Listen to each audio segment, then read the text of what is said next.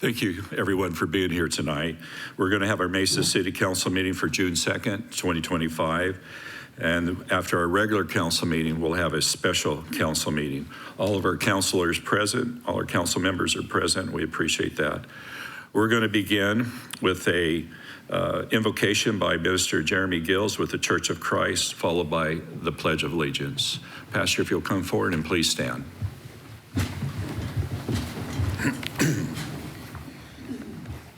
Let us pray. Gracious, sovereign, and sacred Savior God, we come before you with humility and gratitude, seeking your wisdom for the work at hand, to be a blessing to the people of this city and beyond. Tonight, we ask that you bless this council with unity, with clarity, and with courage to lead with humility, compassion, and integrity. Let every decision that they make uplift our community and honor the commitments that were made to serve the people and do it in an excellent way. Guide their hearts, steady their minds, and grant strength to them to do what is right, even when it's not easy. We ask you all these things in your holy name. Amen. Thank you, sir. Please join me in the Pledge of Allegiance. I pledge allegiance to the flag of the United States of America and to the republic for which it stands, one nation under God, indivisible, with liberty and justice for all.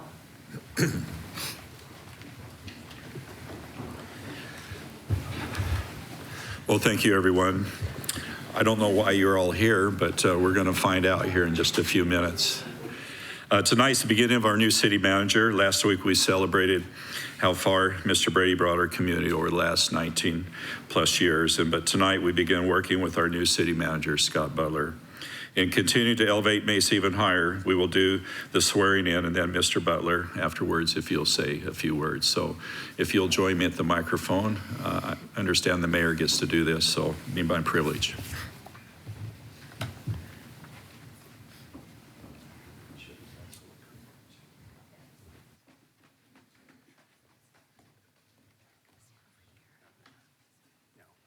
Rebecca, you're over.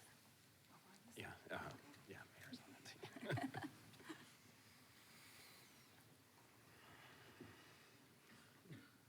Okay. Please your right hand and repeat after me. I, Scott Butler, do solemnly swear I, Scott Butler, do solemnly swear that I will support the Constitution of the United States that I will support the Constitution of the United States and the Constitution and laws of the state of Arizona, and the Constitution and laws of the state of Arizona, that I will bear true faith and allegiance to the same, that I will bear true faith and allegiance to the same, and defend them against all enemies, foreign and domestic, and defend them against all enemies, foreign and domestic, and that I will faithfully and impartially discharge the duties of the office of city manager of the city of Mesa, Arizona, according to the best of my ability, so help me God. According to the best of my ability, so help me God. Congratulations. Thank you.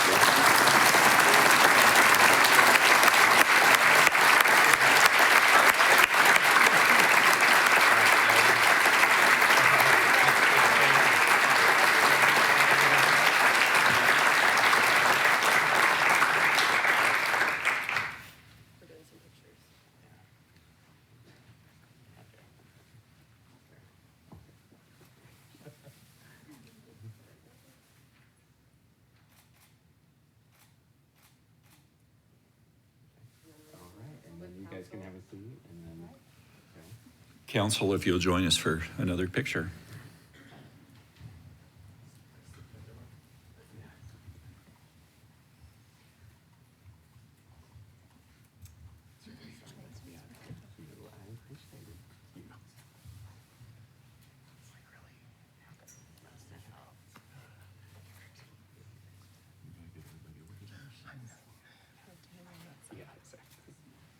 I know we need Chris Brady here to organize this.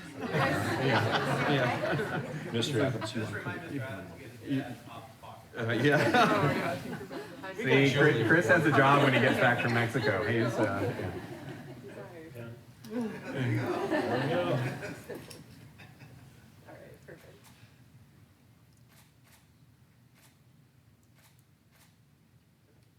And then one with just Mayor and Butler.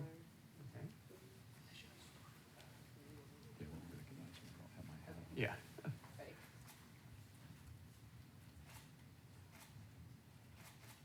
And then we're gonna grab Brady for one real quick. Yeah. Yeah. Don't you love that still Brady? No, you know.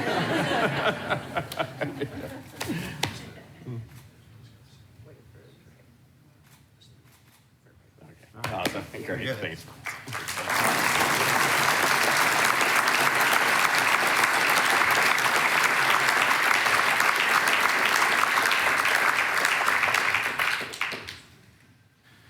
Well, good evening, everyone. Good evening, Mayor, council members, friends, and community members. Before I offer a few words, I just, of course, want to thank a few folks, starting, of course, with my family. My wife, Rebecca, my daughter, Caroline, my daughter, Charlotte, and my son, Owen. My in-laws are here, Ron and Sandy Hexel. I couldn't do this without their support and their encouragement, and so I'm so appreciative that they put up with me and deal with all the crazy hours and late night phone calls and early morning texts that come along with this. So thank you so much for your love and support. I also want to thank all of my friends and family and neighbors, former colleagues, former mayors, former council members, and yes, a former city manager for joining me tonight. I really appreciate you all being here to share this opportunity, this moment with me. So this is truly an incredible honor that you've given me to trusting in me to serve as Mesa's city manager. I'm deeply humbled to follow in Chris Brady's footsteps and work alongside you in this new capacity. When I started here 21 years ago as a council assistant, I never imagined that I would be sitting in this chair tonight. Mesa has been good to me, and I've had the privilege of witnessing the city's remarkable transformation firsthand. Now I'm excited to help write Mesa's next chapter. We face tremendous opportunities and important challenges. Mesa is at an inflection point. I share your mission of addressing our budget challenges with the same fiscal discipline that families use at home. In your mandate that we must live within our means while continuing to innovate and deliver the exceptional customer service that our residents expect and deserve. I'm committed to utilizing our talent and ingenuity to help our departments find smarter ways to serve our community. We'll eliminate redundancies, streamline processes, and maximize every dollar spent for the most significant impact. As for economic development, we must outwork and out-hustle our competition to attract the high-wage jobs and skilled career opportunities that Council has prioritized for years. We'll look for opportunities in advanced manufacturing, artificial intelligence, and biotechnology. We'll be selective, focusing on employers who create future-oriented careers to attract and keep our best and brightest here in Mesa. Public safety will remain our hallmark priority. I share your commitment to investing in our police and fire departments and maintaining our status as one of America's safest big cities. And we'll also keep investing in our employees because they can't deliver world-class services without a highly trained and devoted workforce. One principle will guide everything that we do: delivering value for our residents. We'll strive to provide the best municipal services, ensure the water is clean, that the natural gas is safe. We'll maintain our streets, and our trash will be picked up on time.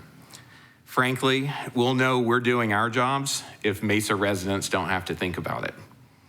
The partnership between the council and its city manager has served Mesa exceptionally well, and I'm committed to strengthening that. The city council sets the vision, and together with our incredible staff, we turn that vision into a reality. Thank you for this opportunity. I couldn't be more excited to work with all of you as we build on Mesa's bright future. Thank you, Mayor. Thank you.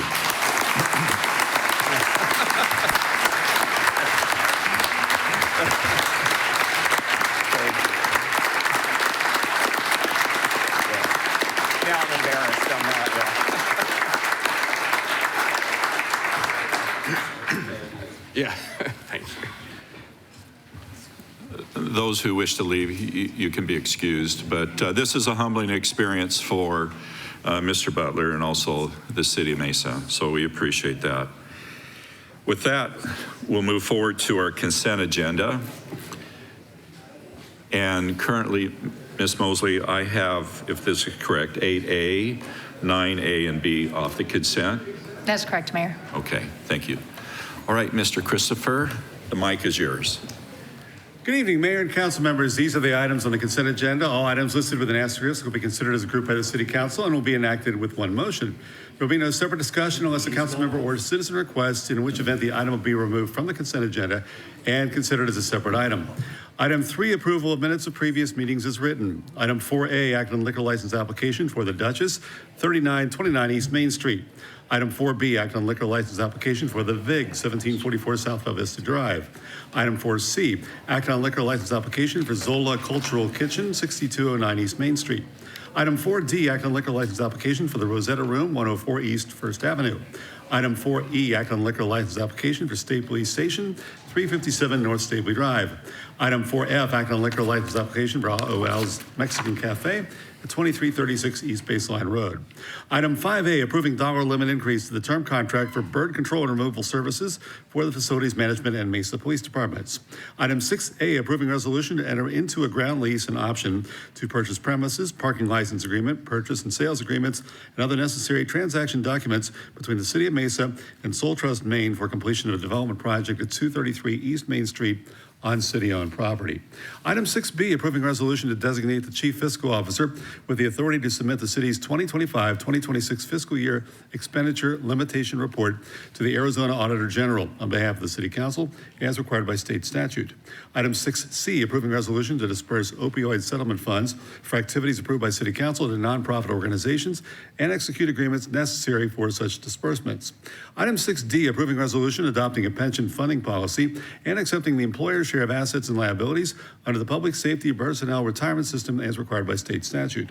Item 6E, approving resolution to enter into an intergovernmental agreement with the Mesa Gateway Airport Authority to provide reimbursement for 3 years of aircraft rescue and firefighting services provided by the Mesa Fire and Medical Department beginning July 1st, 2025 through June 30th, 2028. Item 7A, approving ordinance for annexation case 24-1031 for annexing property at the northwest corner of Elliott Road and Hawes Road. Item 7B, approving ordinance amending Title 5, Chapter 13, Section 2 of the Mesa City Code to provide that the solid waste residential development fee is as set forth in the schedule of fees and charges.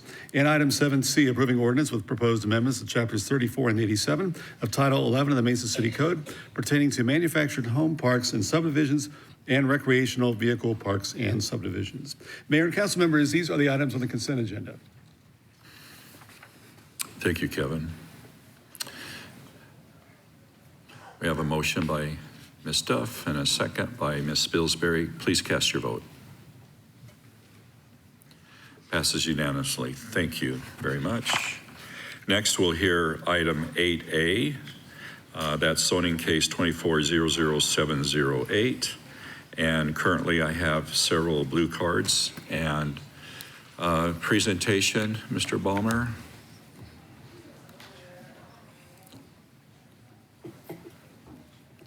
Thank you, Mr. Brady, Ms. Brady. Adios. Thank you, Mayor, Council. This is case ZON 24708, known as Park North. There are a few requests as part of this zoning case. There's a rezone request. The current zoning on the property is limited commercial with a planned area development overlay, LCPAD. The request is to rezone the property to LC with a new PAD tailored to this specific development. They're also asking for a council use permit and site plan review, and the request is for the development of 120-unit multiple residence development. The subject property is crosshatched on the map. We're on the north side of Guadalupe, east of Power Road, adjacent to the current Chris Brady Park. Here's a street view looking north from Guadalupe into the park in the background.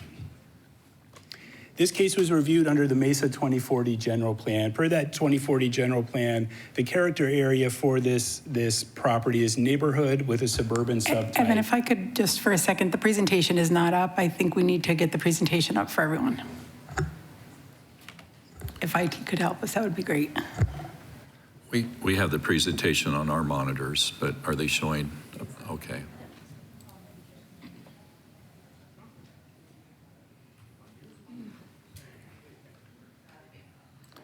Are we good now? We're good? Okay. Yes, good to go. Thank you, Want to Mayor. start over? Well, picking up with the general plan, so this was reviewed under the Mesa 2040 general plan. The character area is neighborhood with a suburban place type. While this character area is primarily a single residence, it does allow for multiple residents and commercial uses along arterial frontages and at major intersections. As I mentioned, the zoning is LC PAD, and they are asking that PADs to modify some specific development standards related to this project. Multiple residence is actually a permitted use in the LC zoning district, provided you meet 3 criteria. That first criteria is that at least 60% of the gross floor area of the entire development is reserved for commercial. In scenarios where you have multi-story buildings, there's also a requirement that 65% of that ground floor be reserved for commercial uses, and that the density does not exceed 25 dwelling units per acre. Applicants that don't meet this criteria, the avenue to deviate from that is through a council use permit. This specific request for a council use permit is to reduce that commercial percentage down to 0. The density is less than 25 dwelling units per acre. Here you can see the site plan. There's a total of 4 buildings, 2 with 36 units, 2 with 24 units, and an approximate 4,000 square foot clubhouse. Access to the site is from a bridge across the Maricopa County Flood District channel on Guadalupe. I'll talk a little bit more about that in just a second. They're also proposing emergency egress to the west of the site through that commercial development. There's also a pedestrian gate at that location to allow residents access from the apartments to the commercial. There are 252 parking spaces required. There are 252 parking spaces provided. Item 8B on your agenda is a development agreement for this site. There are 5 primary points with that development agreement. 2 of those you can see on the site here. The first is that the applicant construct the bridge that goes over the flood channel across Guadalupe Road. The installation and the maintenance of that would be the responsibility of the developer. That's outlined in the development agreement. The second thing that you can see on this site plan is this pedestrian connection here on the north side. That connects to existing infrastructure in the park. That would be installed by the developer. There would be a warranty period of a year associated with that. After that, the maintenance would revert to the park. As I mentioned, the planned area development is to deviate from a number of development standards. I won't get into all of these. I'm happy to answer questions if council has any. One thing I would note is that the majority of these deviations are related to the building and landscape setbacks. In the LC district, those setbacks are measured to buildings and parking areas. So the actual apartment buildings themselves meet the setbacks required in the LC district. The deviations that you see on the right side of this screen are related to the parking areas and the parking canopies. Here you can see the landscape plan proposed for the site. I would mention 2 other things about the development agreement on the landscape plan. First, the trees on the north side of the site here would be installed on city property. That's the park property. Those trees would be installed and the irrigation to support those trees installed by the developer with a 1-year warranty period. After that, maintenance would revert to the park. The next thing I wanted to point out is Guadalupe here is actually a Maricopa County Flood District property. They've reached an agreement with the flood district to be able to install the landscaping and irrigation on Guadalupe Road, which is technically off-site, but that is also covered in the development agreement. Here you can see an aerial of the site. When council considers a council use permit for residential uses in commercial districts, there are 2 sets of criteria that we look at. Again, these are all outlined in your staff report. I'm happy to answer any questions that council might have. The first sec is from section 1131.31. That's specific to the residential use in the commercial district. The second set of criteria are from section 1170-6 of the zoning ordinance, and those are kind of standard council use permit criteria. Again, they're outlined in your staff report, but if council has any questions, I'm happy to answer those. There's been extensive citizen participation as part of this application. The applicant completed all of the standard notification, which is mail outs to 1,000 feet, registered neighborhoods and HOAs. They also held 2 neighborhood meetings in March and November of last year. We received at least 43 emails in opposition, 2 emails in support. We've been updating the citizen participation report. The one that has been uploaded to your agenda is the most recent with all of those interactions outlined. With that, staff does find that it complies with the Mesa 2040 general plan, as well as sections 69 and 22 of the zoning ordinance and the criteria for a council use permit. Staff is recommending approval with conditions. The Planning and Zoning Board also recommended approval with conditions by a vote of 4-0. And as for a real quick summary on the development agreement, there are the primary points that I mentioned. One is the installation of the landscaping and irrigation along Guadalupe. The installation of the landscaping and that pedestrian connection to the park to the north. Build that pedestrian pathway from the property into Monterey Park, the maintenance of the bridge, and there's also a disclaimer in the lease that all leasees would need to sign acknowledging that they're adjacent to a park with pickleball and lights and that there could be noise and other disturbances from that. With that, I am happy to answer any questions council might have. Council, questions? Mr. Adams? Thank you, Mayor. May as well start. Mr. Ballmer, I do have a number of questions for you. I'm looking at submittal document part 1 that is with the deal. I'm on page 5, and I have a couple questions for you under zoning history. It states commercial office uses would require a minimum of 3 access points. Is that true? Mayor, Councilmember Adams, I don't have that specific document in front of me, but there would be different access requirements for commercial as opposed to residential. There is one primary ingress and egress, that's the bridge across Guadalupe. There is that secondary access to the southwest corner of the site. How is that access on the southwest corner? Is that a cross-access easement? Is that an emergency deal, or? That is correct. So it's emergency ingress and egress, so fire trucks, that sort of thing. It's not an entry for residents use. Okay. Well, I think it's somewhat pivotal here. Does staff normally review these submittal documents for accuracy, or are they just accepted and part of the deal?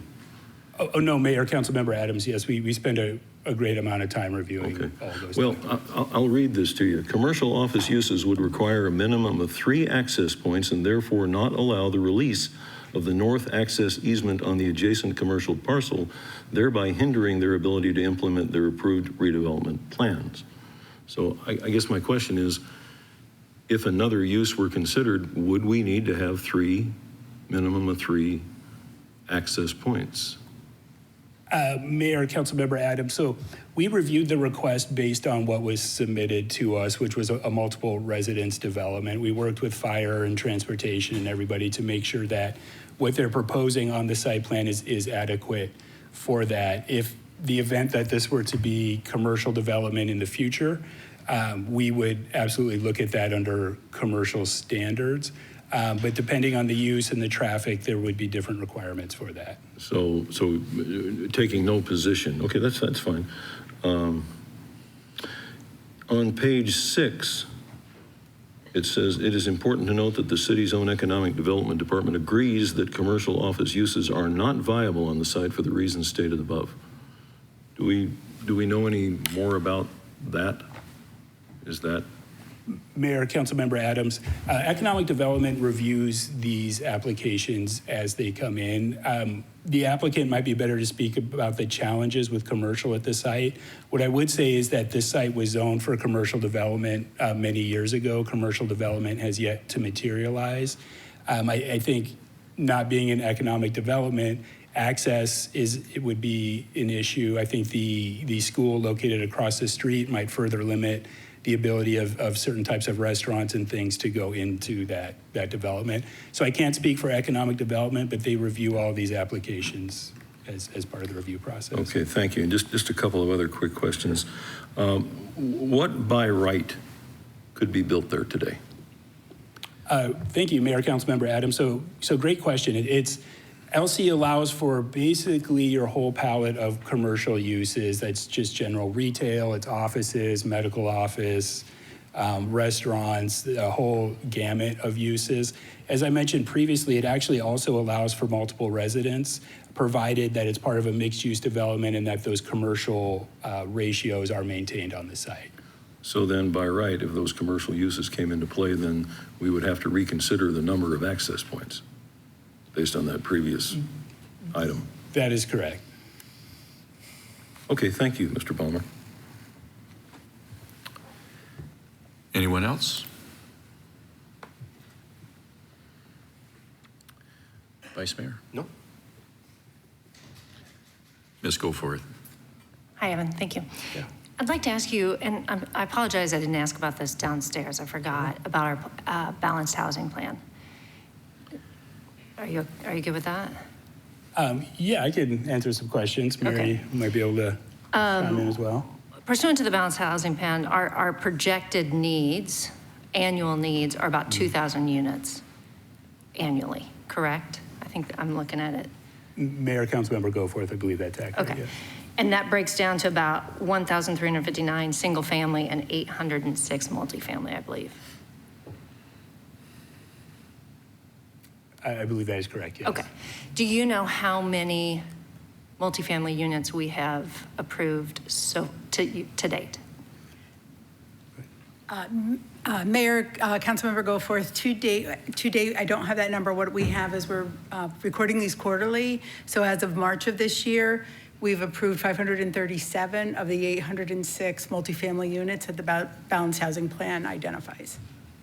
As of March, you said? As of March, the end of March, that's correct. Okay. And that's the first quarter of the year? That's correct. And we're more than halfway? That's correct. Okay. Thank you.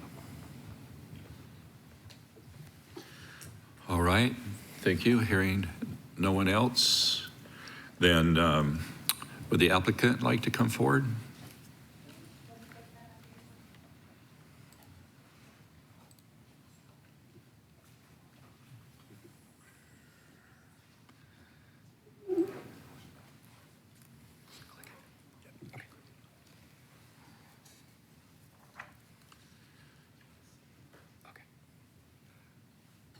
Good evening, Mayor, Vice Mayor, council members. My name is Chris Webb with Rose Law Group, 7144 East Stetson Drive, Suite 300 in Scottsdale. I appreciate Evan's presentation, and I just wanted to quickly say how much we appreciate how good your staff's been to work with over the past year or so as we've been working on this project. I'm really excited to be here tonight to talk about this really cool project called Park North. Here with me tonight are Rob and Mike Steffen. They're the developers of the project. And just for some background, Rob and Mike are both homegrown Mesa guys. They went to Dobson High School. They're Mesa residents and business owners. And they love the city, and they're really excited to do a really cool project here. This project is going to be a joint venture between their two companies, Excolo Development and Porter Kyle. Both of them have a great track record of developing high-end multifamily projects here in the Valley. And so when Rob and Mike approached us about this project last year, we were really excited about it. It's a great story. This homegrown Mesa development team doing a really cool project here in the city at what we think is just the perfect location for it. So we're really excited to be here tonight to talk to you about it. I guess I should check, is this showing up here? Okay. making sure. Just to give you the context for the site location, I know Evan covered this a little bit, but the project site sits at the intersection of two 6-lane arterial streets, Power Road and Guadalupe Road. It's wrapped by the city's, I've got it, Monterey Park on here, Christopher Brady Park. It's also right next door to a redeveloping commercial corner, the Quick Trip.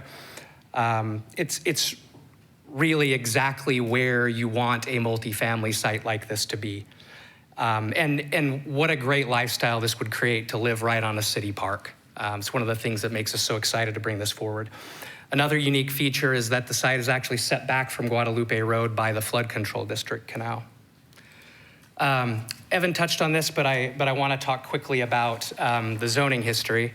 So the site was annexed into the city back in 1983, and it was granted R17 residential zoning.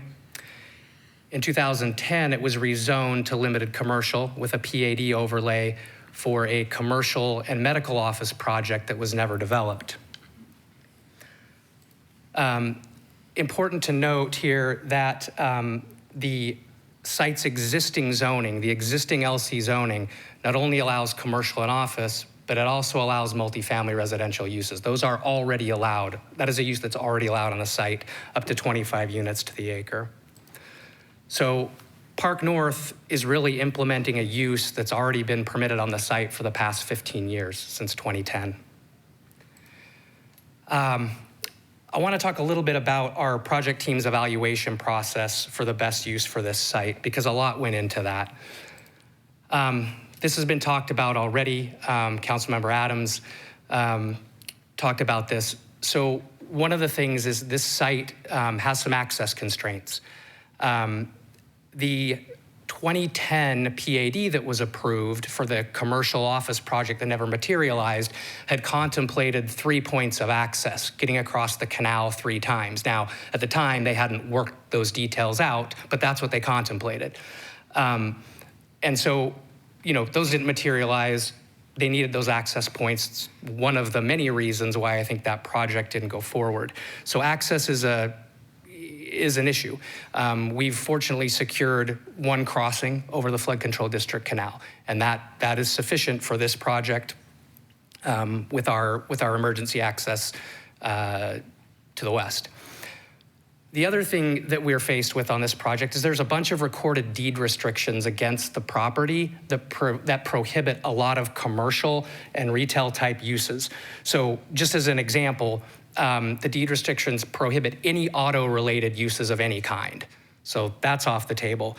Prohibits things like nursing homes, can't do that. One of the ideas that I've heard floated around for this property is, you know, some kind of a food truck park or something like that. Well, there's deed restrictions in there that we believe would prohibit that. So there's a lot of challenges with the site in that regard. Another thing is, it's right across the street from Highland Junior High School, and because of the proximity, alcohol sales would be restricted, and that's going to prevent the majority of restaurants from being able to locate there. We also found, and I'll point you to the map here on the screen, there's actually a massive oversupply of both existing and zoned commercial retail in the area. The site's represented by this red dot, and all these vacant commercial areas are here in green. And this was confirmed by a market study that was done by Elliott D. Pollock. It was a commercial market analysis that was prepared. We submitted that to the city. That was reviewed by your economic development department. So what we found out is that this simply isn't a viable commercial or retail site. The owners of the property have been in and out of escrow many, many times with would-be commercial developers on this project, and it never materializes for all of the reasons that we've talked about here. It is just simply not a viable commercial site. I want to talk real quickly about some of the key findings from the Elliott Pollock study, this commercial market analysis that was done, because I think this is important. First one, and these are direct quotes from the study, the location of the subject site is not considered competitive for retail development. Expected retail demand over the next 40 years can nearly be entirely accommodated within the current vacant retail space in the market area. So all the retail commercial demand for the next 40 years can be accommodated in what you already have zoned and ready for commercial. And lastly, there are over 10 times the amount of available retail space than expected local resident demand through build out of the primary market area. So really, the bottom line here is that the market area doesn't need new commercial or retail. What it needs are new residents to support the existing commercial and retail and the commercial and retail that's already been zoned. So that led us to start looking at multifamily as a use for this site, which, as I previously noted, is already allowed by the existing zoning, and we just think this site is really perfect for it. And I want to talk about the reasons why. So first of all, the site's located at the intersection of two 6-lane arterial streets, Power and Guadalupe. It's surrounded by the city park, adjacent to the commercial corners, and then of course buffered again by the two arterial streets. The flood control district canal creates an 80-foot setback from Guadalupe Road. And then we also have a huge separation from all the existing residential in the area.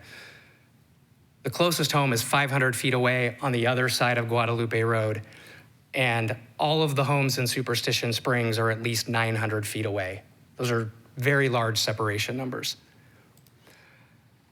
The other thing that we realized is that multifamily creates far less traffic than the commercial or office uses that were previously contemplated for the property. And then finally, we just thought that, you know, being able to live right on the city park, have pedestrian access to it, pedestrian access to the commercial corner that's going to redevelop, just creates an awesome lifestyle. So let me give you a quick overview of some of the details of Park North. It's 120 total luxury apartment units. We're at a density of 23.5 units to the acre, which is less than the 25 that's allowed on the site today. We'll have a mix of 1, 2, and 3 bedroom options. We've got 4 3-story buildings at a max height of 38 feet. The project includes resort-style amenities, a community pool, clubhouse, dog park, all the things that you'd expect in a luxury multifamily development. And then we're also going to have pedestrian connectivity to the adjacent city park, the commercial corner, and the schools. Kind of checks all of the boxes. The other thing I want to highlight is that we're providing all of the parking that the city requires. I've seen a lot of multifamily projects come through in a lot of jurisdictions. They all ask for parking deviations almost every time. We're not asking for any. We're providing all the required parking. So, in order to do a multifamily project on this site, we do need a council use permit, as Evan mentioned, and let me explain why. So, again, the existing zoning already allows the multifamily use up to 25 units to the acre, but it requires a percentage of the floor area to be commercial and retail unless modified by a council use permit. So our council use permit proposes to eliminate that requirement. It doesn't prohibit future commercial or retail, it just removes it as a requirement. Additionally, there's a requirement for council use permits that you provide a good neighbor policy document. So we've provided that, we've prepared that. It also includes, that document also includes a disclosure and acknowledgement that every person who leases a unit in this property will have to sign that makes them aware of the adjacency to the city park and everything that goes along with that, the lights, the noise, the pickleball courts, the thud from that. They will acknowledge that, and it actually has restrictions in there that prevents them from complaining to the city about it because they know it's there. The other part of the application that Evan mentioned is we need to amend the existing PAD. So let me explain why we need to do that. So the only reason we're amending the existing PAD is to modify certain development standards. So why do we need to do that?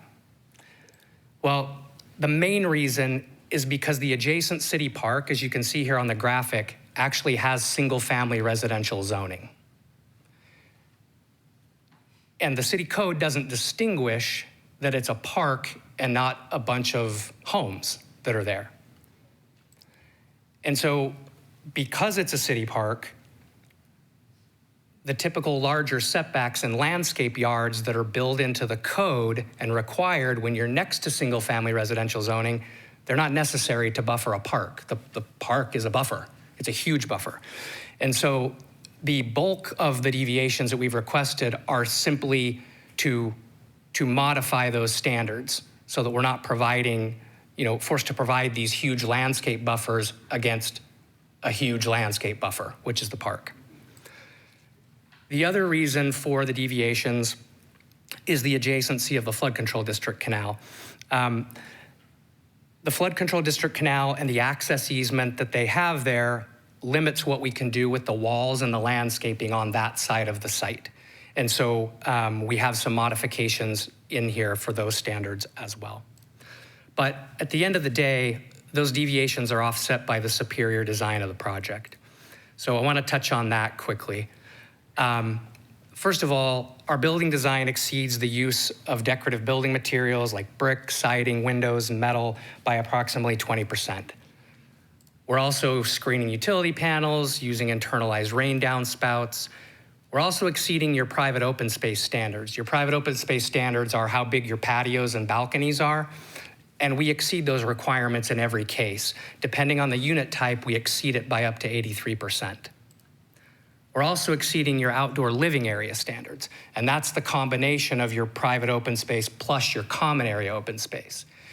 And we exceed that in all cases. And depending on the unit type, we exceed it by up to 208%. Those are big numbers, so we're really exceeding your standards in that regard. This is a rendering here of our project entry just to continue to illustrate some of the superior design elements.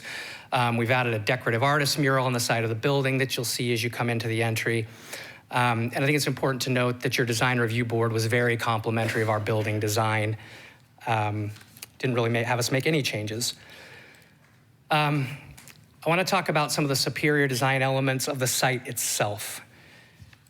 So we have a high degree of pedestrian connectivity, connections to the city park through the north boundary and then over to the commercial corner to the west.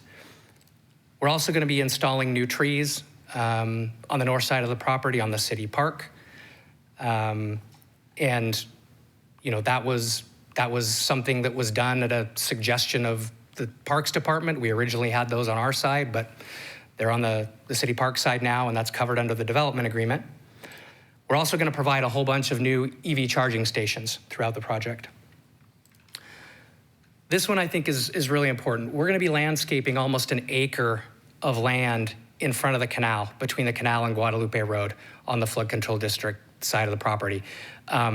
This is, as you probably all know, doesn't look good right now.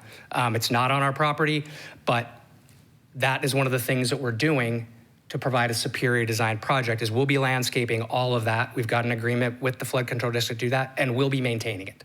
The city will not have to maintain that. One of the other cool things is we're doing rainwater harvesting for all the irrigation that lines the perimeter of the project adjacent to the parking lots. We'll use that to irrigate that landscaping in order to conserve water. This is just a quick rendering of the community pool, another one. And again, the design review board was very complimentary of all the stuff that we've designed here. Okay, I want to talk about neighbor outreach because we've done a lot of this. So let me talk first about the initial neighborhood outreach that we did here. On this map, you can see the extents of the larger Superstition Springs community. The gold star represents where our project is at. I think it's important to note, we're not trying to drop this project in the middle of Superstition Springs. It is at the very southwest corner of Superstition Springs. So we held 2 neighborhood meetings, as Evan mentioned. Residents were invited to that via letters. Their HOA was notified. I know the information was disseminated that way, as well as on the Superstition Springs Facebook page. So it was pretty, the net was cast pretty wide. For reference, there are approximately 1,300 homes in the Superstition Springs community. At the first neighborhood meeting, we had 32 people there, which is about 2% of the total homes. At the second meeting, we had 15 neighbors, which is about 1%. I realize not everybody in Superstition Springs was aware of the meetings, fully aware of that, but just to give you some context. And so we heard 2 main concerns at those meetings traffic concerns, and then concerns about the impact of the project on the local schools. So I want to talk about traffic first. So the overwhelming majority of the traffic concerns seem to be related to Highland Junior High School across the street and the drop-off and pickup times and the chaos that goes along with that. I think we all know that's an issue at every school in the Valley. For some reason over the years, we all stopped having our kids ride the bus or walking, and we all drive them to and from school. And a lot of people do that. I know exactly what this looks like. My youngest son goes to the sister school of this, which is Greenfield Junior High, that also sits at the intersection of two arterial streets, Greenfield and Elliott, and then Gilbert High School is right down the street. It is the exact same scenario. And I understand this concern from our neighbors. When I pick up my son and drop him off at school, it's chaotic, mostly because parents don't follow the rules that are laid out there. But the interesting thing about it is other than that, other than those 2 30-minute periods in the morning and the afternoon, it's fine. The traffic's fine. So going back to this site, Guadalupe Road is a 6-lane arterial road, so is Power. But we front on Guadalupe, so let's talk about that. The capacity of Guadalupe Road is 40,000 cars a day. That is the design capacity. Right now, there's only about 12,000 cars a day on it, and that's from the city's data. So Guadalupe is way under capacity right now. It's operating at about 25% of its design capacity. And other than school drop-off and pickup, and I've done it, I've driven down it during rush hour, there's nobody on it. There's just not a lot of traffic on it other than school pickup and drop-off. I want to point out too, that's interesting is Park North actually doesn't even generate enough traffic to meet your threshold to submit a traffic study. But we did one anyway because we knew our neighbors were concerned about it. It was important to them, so we did one and we submitted it. And what we found is that Park North actually generates or will generate 48 to 71% less traffic than the commercial and office project that was previously approved on the site. So generally speaking, compared to commercial and office, it generates 48 to 71% less traffic. If we were to develop the site with multifamily and then retail per the 60% floor area ratio, we still generate 50 to 75% less traffic. So if the main concern is traffic and we want to minimize traffic with the development of this site, Park North is the best option. I want to talk about the school concern as well. This is Gilbert School District. So we've met with the district. They welcome all the new students from Park North. We are not going to generate very many students. The school district is losing students, and they project to continue to do so based on a study that they conducted a couple of years ago. They've confirmed that all of the schools have capacity for our kids. And because of the concern with traffic from the neighbors, we actually went and met with the principal of Highland Junior High. He has no concerns with the project. And we actually talked about working together in the future to try to help the pickup drop-off scenario, to try to mitigate those impacts. So we've tried to do our due diligence there and address these concerns. In addition to the 2 neighborhood meetings that we did, and I want to make sure and hit this because I think it's important, we did a lot of follow-up.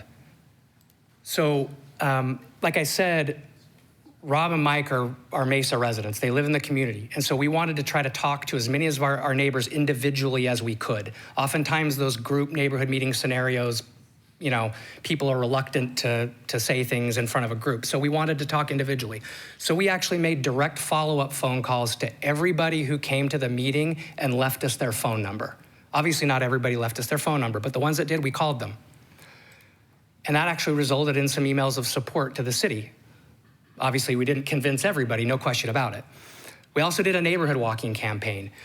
We visited approximately 100 homes in the Superstition Springs community. Not everybody would talk to us, of course, but we did get to talk to about 45 different homeowners who would answer the door and would actually talk to us. And interestingly, 20% of those homeowners actually signed a petition of support for the project. And I think that's included in your packet there. And the majority of the ones that we talked to were just indifferent about it. They didn't care. They basically said, yeah, whatever, it's fine. They weren't concerned about it. Just didn't want to sign a petition, which I understand. So there is support in the neighborhood. I understand that there is opposition and concern as well, but there is support for the project in the neighborhood as well. So I'm going to start wrapping up here. How is this project in conformance with the existing zoning and our neighborhood general plan designation? So first off, and Evan touched on this, multifamily is actually a primary use in the neighborhood suburban subtype. Commercial is a secondary use. So the multifamily use is actually more compatible. The project will create a mixed use area with the commercial corner to the west that's going to be redeveloped. It's located at the intersection of two major arterial streets, which is exactly where the general plan contemplates these types of projects. And again, the existing zoning already allows the multifamily use and has for the last 15 years. Park North also helps elevate Mesa. It expands housing options by creating new and diverse housing for city residents. It enhances the parks by including improvements to the park, new trees, pedestrian connectivity, and it also creates a really cool opportunity to live on the city park. It strengthens public safety. It develops a long vacant lot. Vacant lots have a history of problems. This will get rid of that. It's been designed in coordination with the city to maximize public safety, and it supports businesses. It'll help the redevelopment of the adjacent commercial corner, and it's going to bring new residents to support existing businesses. Again, it's an ideal site for a multifamily use. It's the intersection of two major arterials, surrounded by the park and the commercial corners. We're set back from the road by the canal, and huge separation from all existing residential. Again, 500 feet to the nearest home across Guadalupe and 900 feet to the nearest home in Superstition Springs. It really is the best buffered multifamily site in the entire city. This came up in the Planning and Zoning Commission hearing. I think your staff confirmed that. I haven't seen one that's buffered this well in all the ones that I've done. And again, in terms of neighborhood compatibility, we're kind of at the very corner here. The intersection of the arterials, surrounded by the park, and there is a lot of support for it in the community. So, lastly, the request is consistent with the city's Elevate Mesa theme and the general plan. That's been confirmed by staff. The use is a primary use per the general plan, and it's permitted by the existing zoning. The request satisfies the review and approval criteria for a council use permit, which has been confirmed by your staff. It satisfies the PAD criteria, which has been confirmed by your staff. Same for the site plan, confirmed by your staff. It will generate far less traffic than if developed per the existing LC zoning standards, which we think addresses the neighbor's primary concern. Planning Division staff recommends approval. Design Review Board is very complimentary. It was supported by the city's Economic Development Department. Unanimous recommendation of approval from the Planning and Zoning Board. And it is the most well-buffered multifamily site in the city. I know that was long. Thank you for indulging me. Really appreciate you considering this, and we hope to have your support tonight. I'm happy to answer any questions. I know we have neighbors here that want to speak. If it's helpful, I'd be happy to get back up afterwards and respond. So thank you. All right. Thank you, Mr. Webb. What we'll do is we'll listen to those who filled out some blue cards and then invite you back up. Yes, sir. Okay. With that, Council, we'll move forward with the blue cards. Currently, I have a caller online. Let's do Bonnie Hickman first, if Ms. Hickman is on.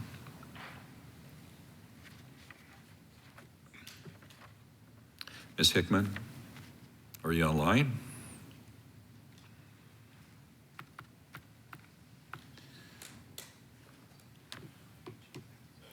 Ms. Hickman, make sure you're not on mute or anything. The time is yours.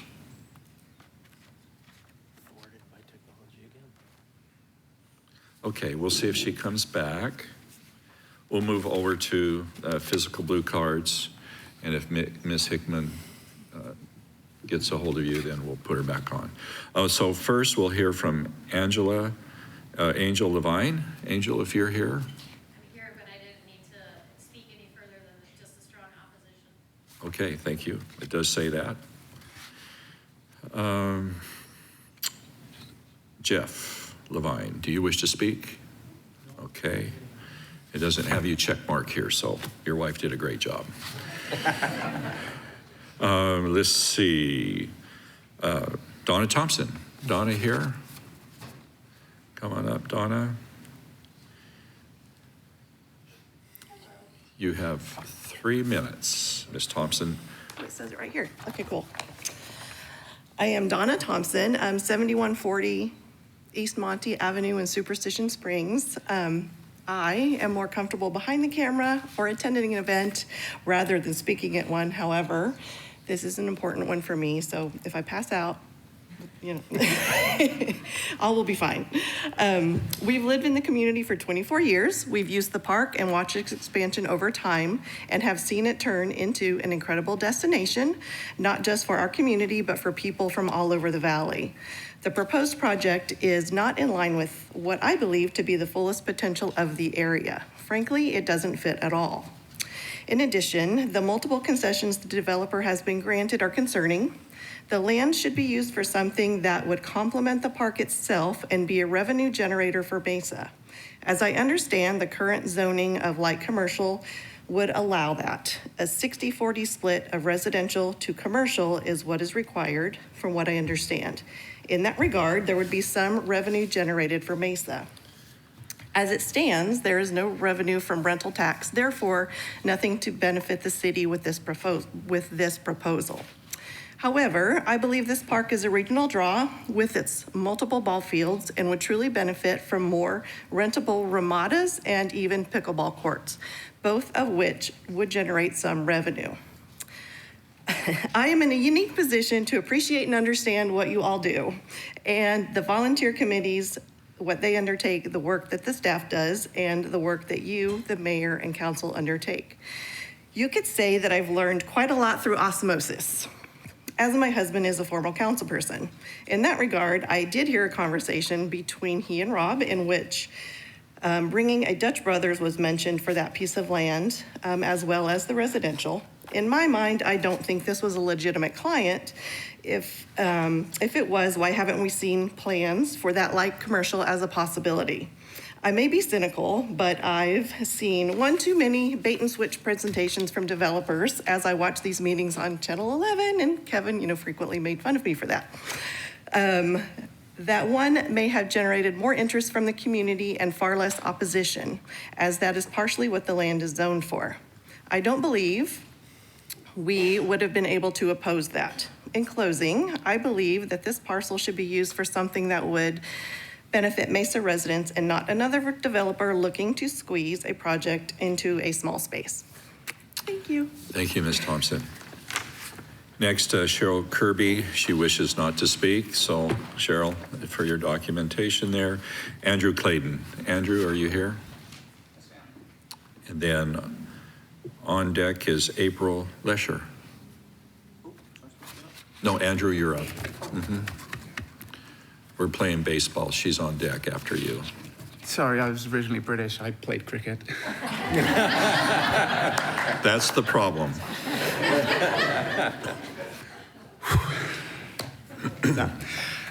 Mayor, council members, my name's Andrew Clayton. I'm a resident of 7458 East Lowell Avenue in the Superstition Springs, and also a soccer and track coach at the nearby Highland Junior High School.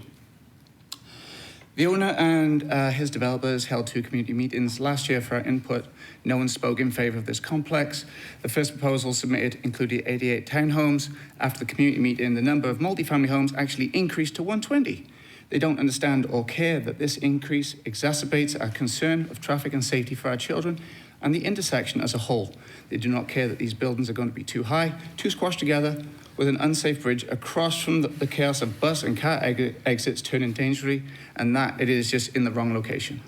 They're only interested in the bottom line, and that is why they need to ask for so many exceptions to the zoning guidelines and ask for the council use permit.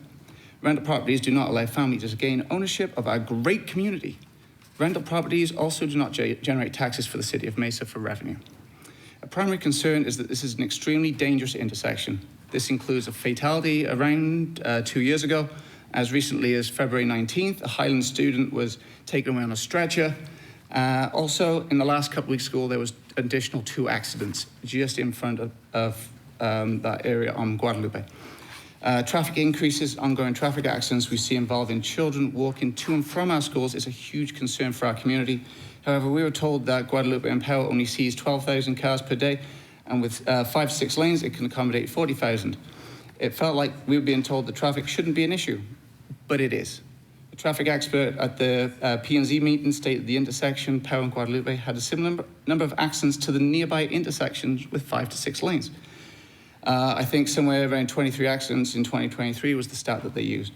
I'd like to point out that with 2 to 3 times fewer cars in these same heavy flow intersections like Higley and Baseline, this intersection had the same amount of accidents.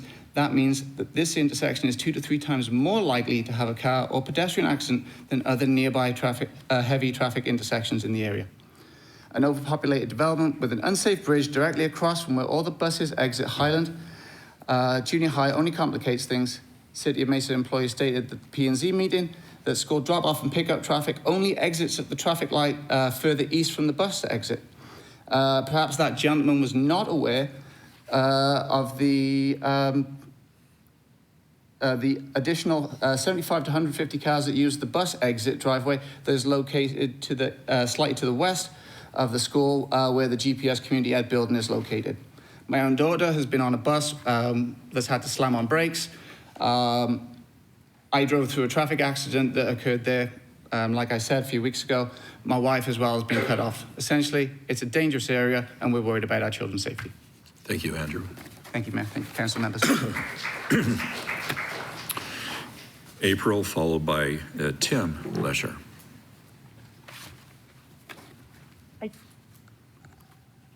Hello, Mayor, council members. My name is April Lesher. I live at 7558 East Lobo Avenue in Superstition Springs community. I have lived there for 10 years. I am here today to share my concerns over the proposed development of the Park North Apartments.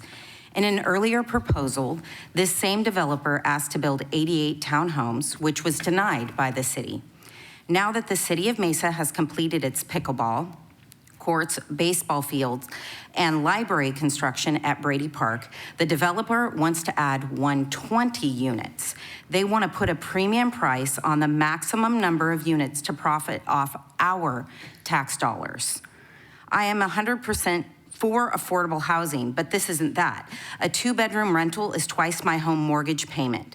Exolo is advertising and labeling it as luxury apartments with a clubhouse. I'm in favor of suburban development, and there are other properties available, such as Elliott and Sossaman, that would better suit the neighborhood. Every building in that surrounding area, if you noticed from the picture, is single story, including Highland Junior High, Canyon Valley, and the community ed buildings. Those are all single story. This would be multiple levels, and it would also hinder it would be an eyesore, and it would hinder the beautiful park view from Guadalupe Road. I'm thankful for the City of Mesa's response to our need for increased traffic safety. They're now putting up a speed detection camera. They're in the process of doing that, so they recognize this is a dangerous road. There is good reason for this new awareness, and we've seen accidents, but with Park North wanting to build across the street, this creates greater risk for our teenagers with their adolescent brains they're just happy to be out of school, right? So they're just riding their scooters and their bicycles and they don't pay attention. And now they're gonna have to navigate traffic coming from the other side of the street. My own son was hit by a teenager driving a car while he was on his bike. Imagine being a parent and seeing a crumpled bike or a child laying in the street bleeding with a scooter next to him because I drove past that. The traffic doesn't show the teenagers going and leaving HJHS and Canyon Valley, which is right behind Highland Junior. It also doesn't take into consideration the roughly 1,000 new drivers and then also permitted drivers getting Highland High School's 3,200 students, roughly 1,000 of them are getting their permits or driving. And it's just a mile down Guadalupe. I'm also a realist, and I know the property owner and that small strip of land would like to make a return on their investment. I am certified in grant writing and have written many grants for nonprofits and be willing to write grants for the city to raise funds so that the City of Mesa can purchase the property at a reasonable price. Thank you. Thank you, April.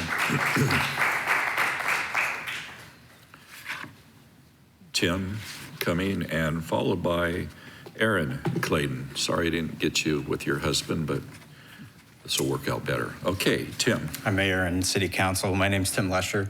I'm at 7558 East Lobo Avenue. I read through the documents this afternoon that were submitted to the design review, and they're pretty boring. They're long to get through. But what I noticed as I was looking through this is that many times the owner of the property acknowledged that this was a small parcel.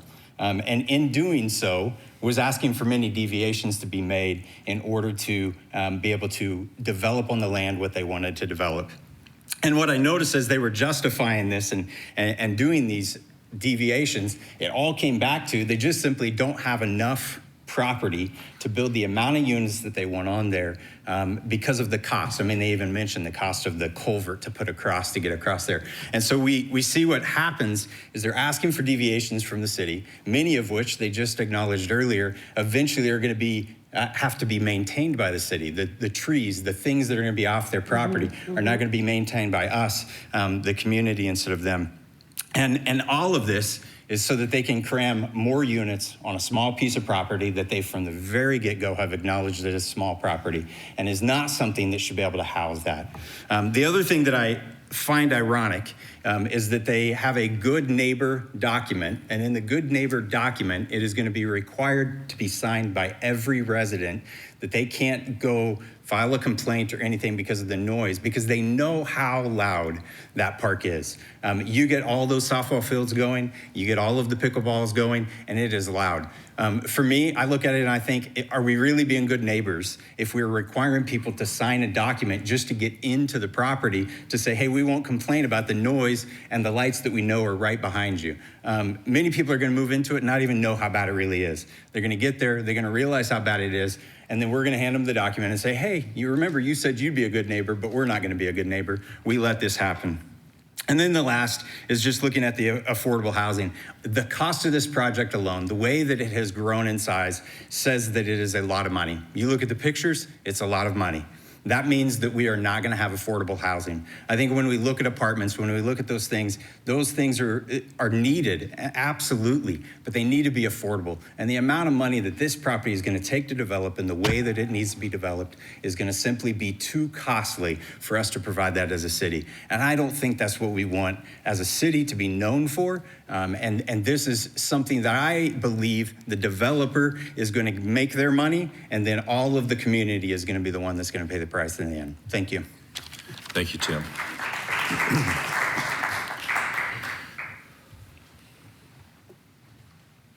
Thank you, Aaron. Hi, my name is Erin Clayton, 7458 East Lobo Avenue. I've been a resident for almost 10 years. I've been to all the community meetings and the P&Z meeting, and I'm here to represent our entire community against this project. It does not fit the character of our neighborhood. According to the project narrative for the council use permit, it said the proposed project will not be injurious or detrimental to the adjacent or surrounding properties in the area of the proposed project or improvements in the neighborhood or to the general welfare of the city. But I feel very strongly that that is not the case. This development will be detrimental to our community and to the welfare of the city. The parcel of land was zoned for limited commercial. We've talked about that. That type of development would bring our community together for shopping, gathering, and it would generate that revenue to the city. Park North misses the mark in every aspect. It has zero commercial development, which is why they have to ask for the council use permit.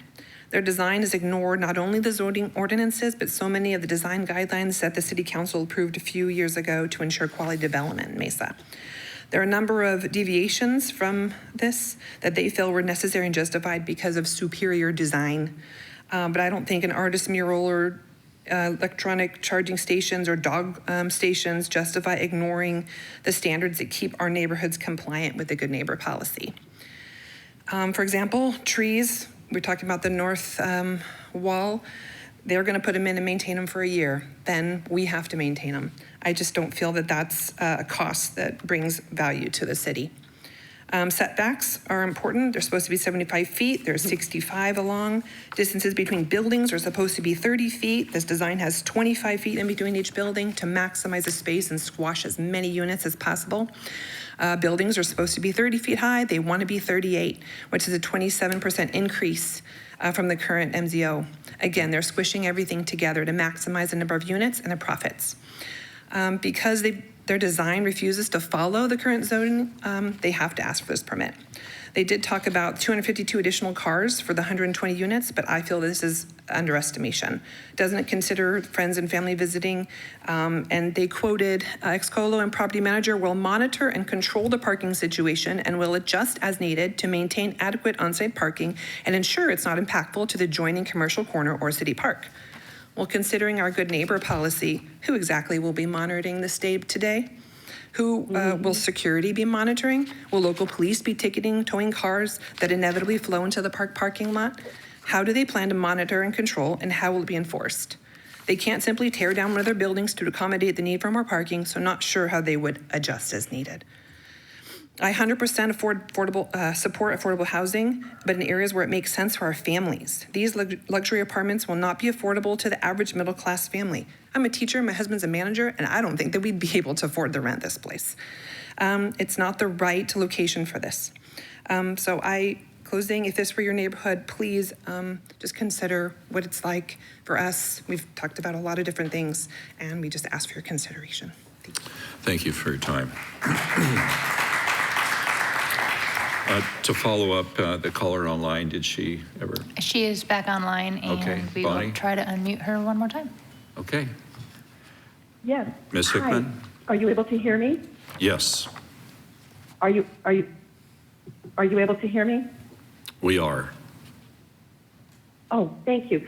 Hello, my name is Bonnie Hickman. I reside at 7238 East Nido Avenue. Yes, I am so grateful. Several of the council members actually brought up some situations that I wanted to make sure that were being investigated.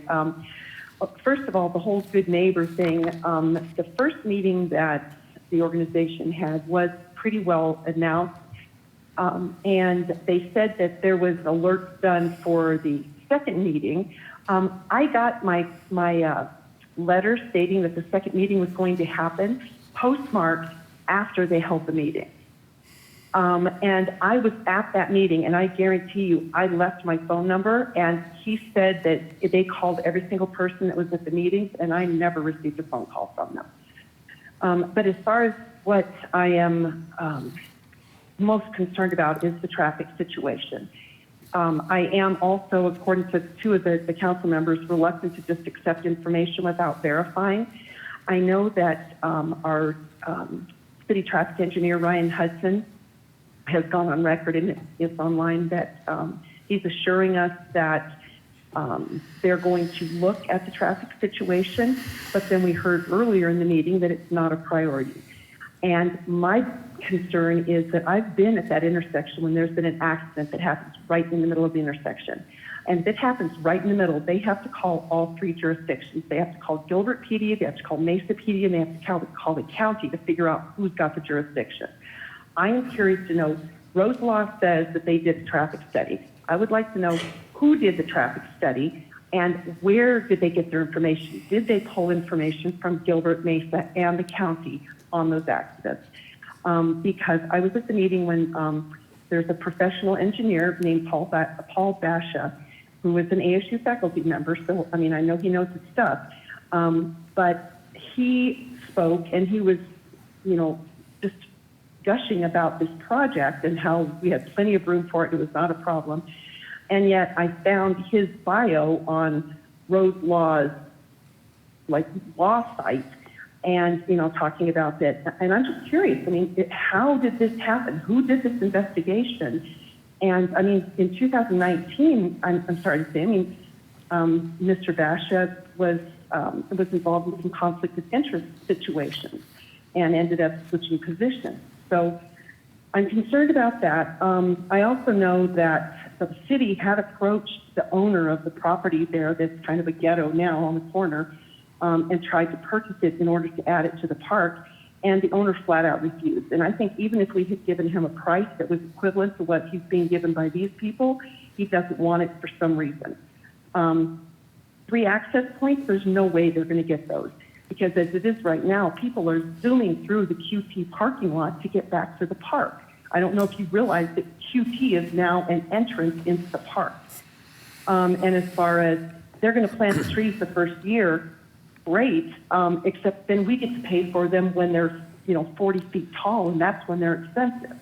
Ms. So Hickman? I'm just really concerned. Yes, sir. I kind of think that bait and switch is what's going on, and I just really appreciate the time to speak with you, and I'm sorry about the delay. Thank you so much.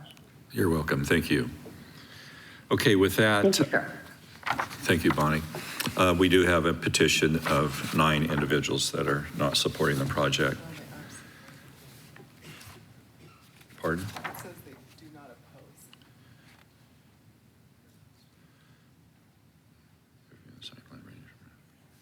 Okay, they do not. Is that correct? Do we have more blue cards for this? I have collected 3 cards that are they are opposed to the item and do not wish to speak, so I was just going to call their names on record. Okay. Stacy Shepard, Ellen Fort, and Elizabeth Pratt. For item 8A. We haven't got to citizens present yet, so. It's okay, it's coming. So with that, council, are there any questions so far? Or should we hear back? Mr. Adams, did you have something? Okay. Mr. Summers, do you want to call back the applicant? Does the applicant want to come up and clarify anything? Mr. Webb, you want to come back and Then I'll get a statement. condense your remarks? Yeah, thank you, Mayor, Council. I guess just to speak to a couple of points. Yeah, the Mayor, the petition that you have on your desk was signed by neighbors who indicated that they had no opposition to the project. Okay. Thank you. I guess just to touch on a couple of things, I understand that some of our neighbors hope for this site to be commercial.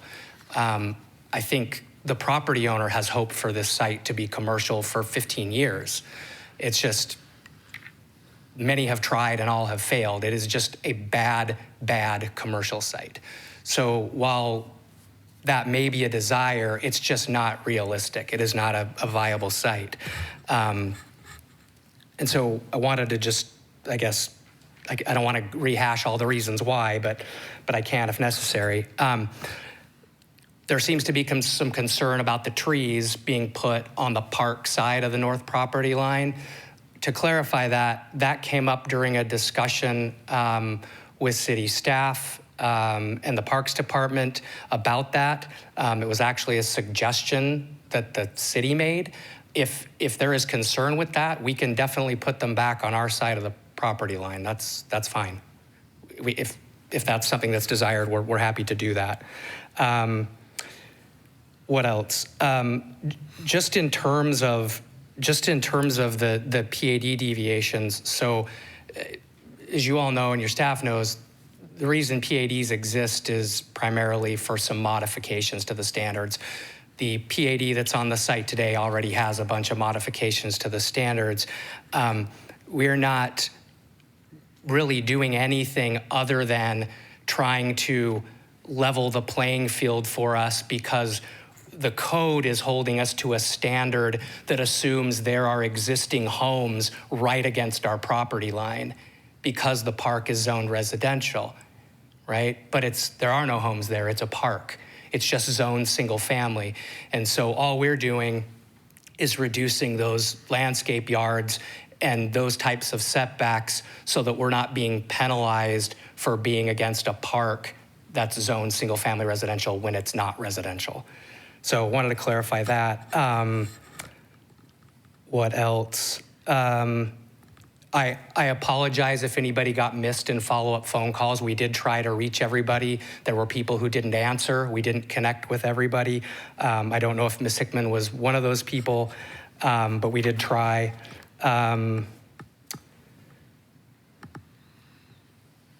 I think those are the main things. you know, as far as the disclosure, the last thing I'll say, as far as the disclosure in the Good Neighbor Policy document, that was in response to a concern that the city had that perhaps some of these residents might complain because they were close to the lights or noise of the park. So we came up with the idea that, well, even though before they sign a lease, they can see what's there, they can hear it, they can see it, we'll have them sign a disclosure that acknowledges, hey, I know this is there and I'm not gonna complain about it. So it was just to address a concern that the city had. And we've done that in other projects and it seems to work pretty effectively. So I'll stop there. I'm happy to answer any questions that you have, or I can sit back down and you can discuss. Mr. Webb will invite you back up.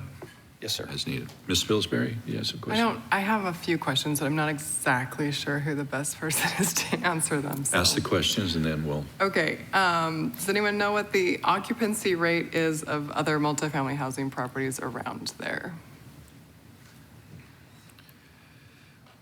That's probably Hearing a good some one. different things on that one.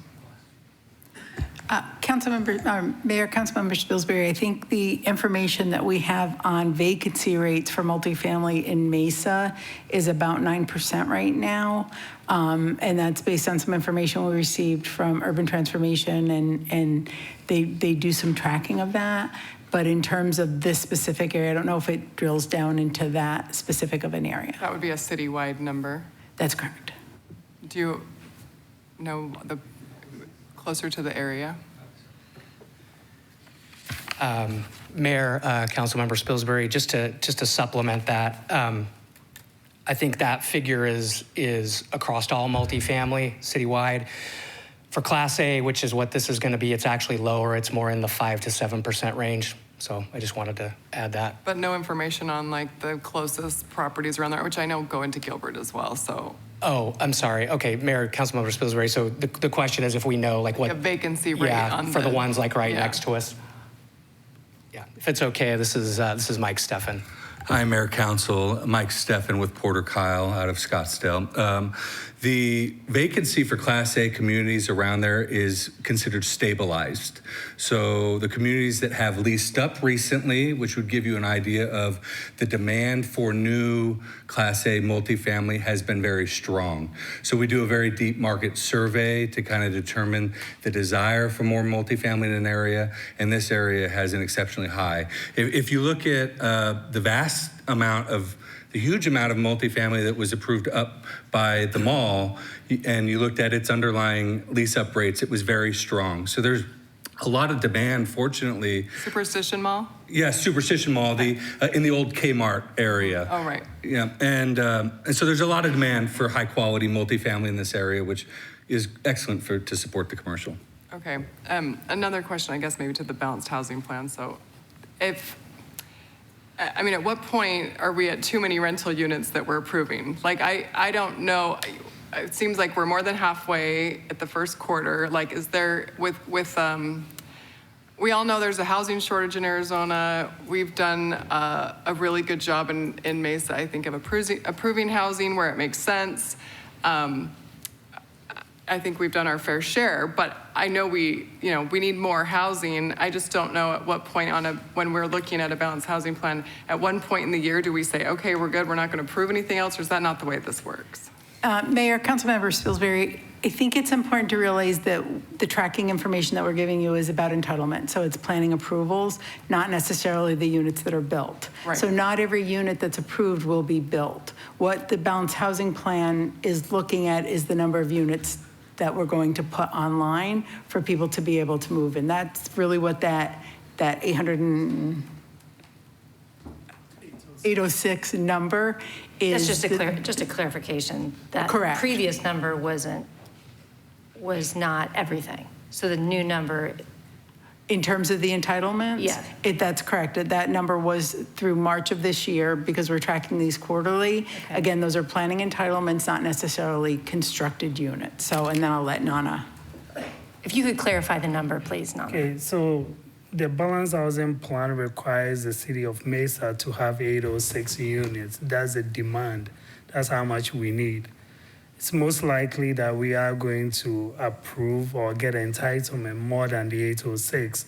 not all the number that we approve will come online or get constructed, but also bear in mind, there are previous entitlements that were also approved the previous years that may come online. So what we look at is to make sure that there is not over entitlement in codes to make sure that we are having the balance of housing. At the end of the year, what we look into is to see how many certificate of occupancy that has been approved. But in terms of legislative decision, the reason why we have the balanced housing is to really inform the council. As of today, we have about 890 of multifamily. And if you exceed and approve more units, eventually we may have oversupply. So it's kind of a balancing act between the council to keep you informed. But we wouldn't really know how many units come online for 2 or 3 years after we approve That's it. That's the hard correct. part. That's the hard And we've part. all seen lots of developments go under because of, financing or whatever. That's correct. And also, there's been so many other projects that have been entitled that have not been built. So we have a number of them that is still hanging out that hasn't been built as well. I mean, I know I have the concern that we approve too many units, but I also don't know how we would possibly figure that out if we're having to wait 2 or 3 years for these to come through. Mayor, Council, so one key part of the balanced housing plan was to look at whenever we are converting commercial zoning into residential, is for us to see whether we have a shortage of residential. In that case, we can allocate more of commercial land for residential. So that's one key part that you have to consider when you're making some of these decisions.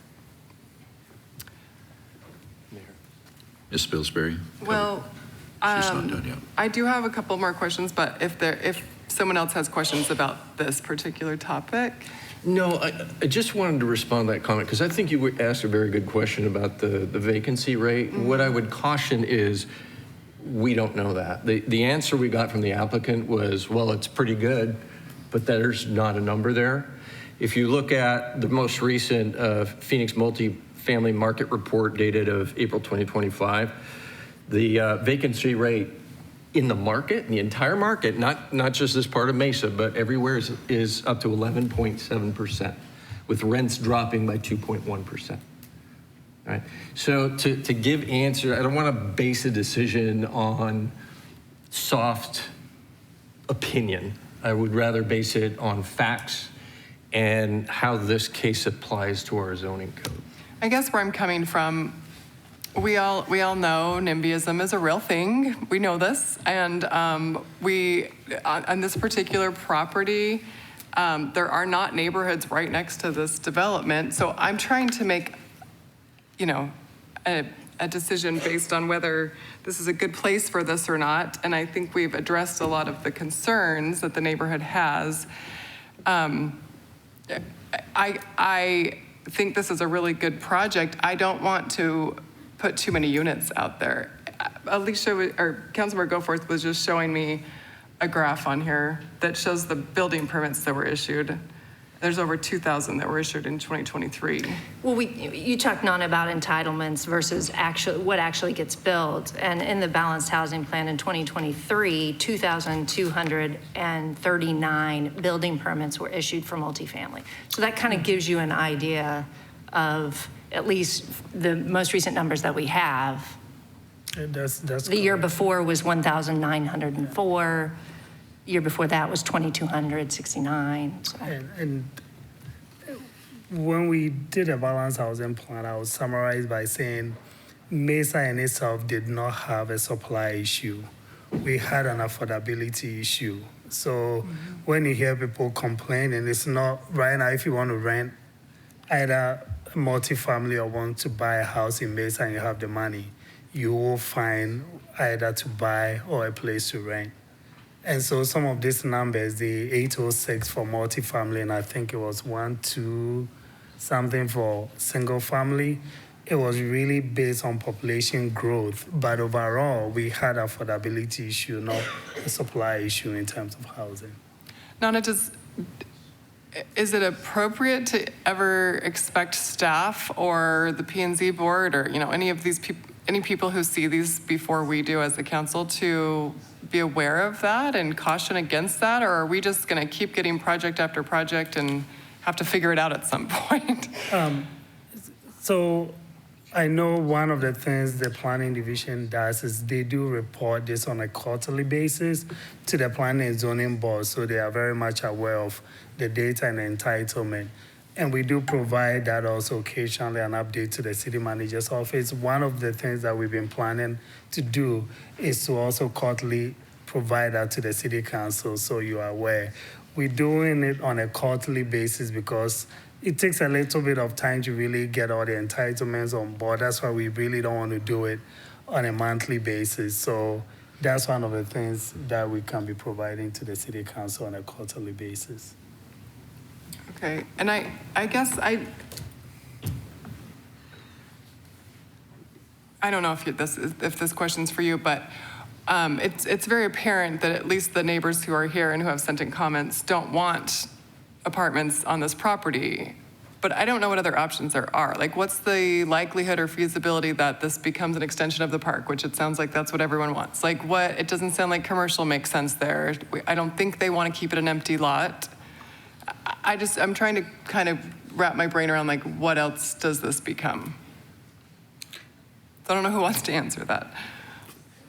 Well, Mayor, council member, maybe I'll try to talk to the point about the desire to see this become a park. As I believe you're aware, the city's had conversations going back nearly 12 years with the different owners of the property on that opportunity to expand Brady Park into that area, and there's been a big gap between what our appraisals for that property versus what they deem to be the market rate of that property, and I think that gap still remains today in that. So it certainly would be challenging based on our prior practices of how we normally go back and acquire property at appraised value or near appraised value to bring that online and expand the property. Anyone else? Can I Ms. just Pillsbury? add on to the comment about our balanced housing plan? Nana kind of touched upon it, but price point is very critical in this conversation. It's not total numbers. And when you look at market rate, we're doing just fine. Where we're lacking is on the low end and the high end. And that's where we don't have enough units. So I just want to say, don't to lump all housing together and say we're good. We really have to look at deeper into the price points. And is this considered high end? I mean, I know they're calling it luxury, but is it categorized as high end? It's based on the rent, and I'm not aware of the rent. Mayor, Councilmember Spilsbury, according to the applicant, this is considered a higher end residential development. So luxury, I don't know if that's the right word, but definitely a higher end. But the market's going to dictate that, what rents are going to bring in. Vice Mayor, that's correct. Mr. Adams, let's go to Mr. Adams then, that you wrap up. Thank you, Mayor. I think my first couple of questions will be for Mr. Webb, please. Thank you for your presentation earlier. I think I heard somewhere in there that the statement that something about the corner, and I'm not talking about the Quick Trip. I haven't heard any mention so far, maybe I wasn't paying attention, but I haven't heard any mention for that now failed corner where there's a shuttered convenience store and a car wash and whatnot. Haven't heard anybody mention that, so I have some questions about that. I think your presentation said that redevelopment of that corner is waiting on this project. So I have a question about what does that mean and why is that? And also we've talked about a good neighbor policy. Does that policy apply to that project, or is that only for relations with the park and the other residential areas? Let me see if there's any. I'll try to compact this so you can answer all together. How does your proposed project either help or hinder that apparently failed corner, not the Quick Trip?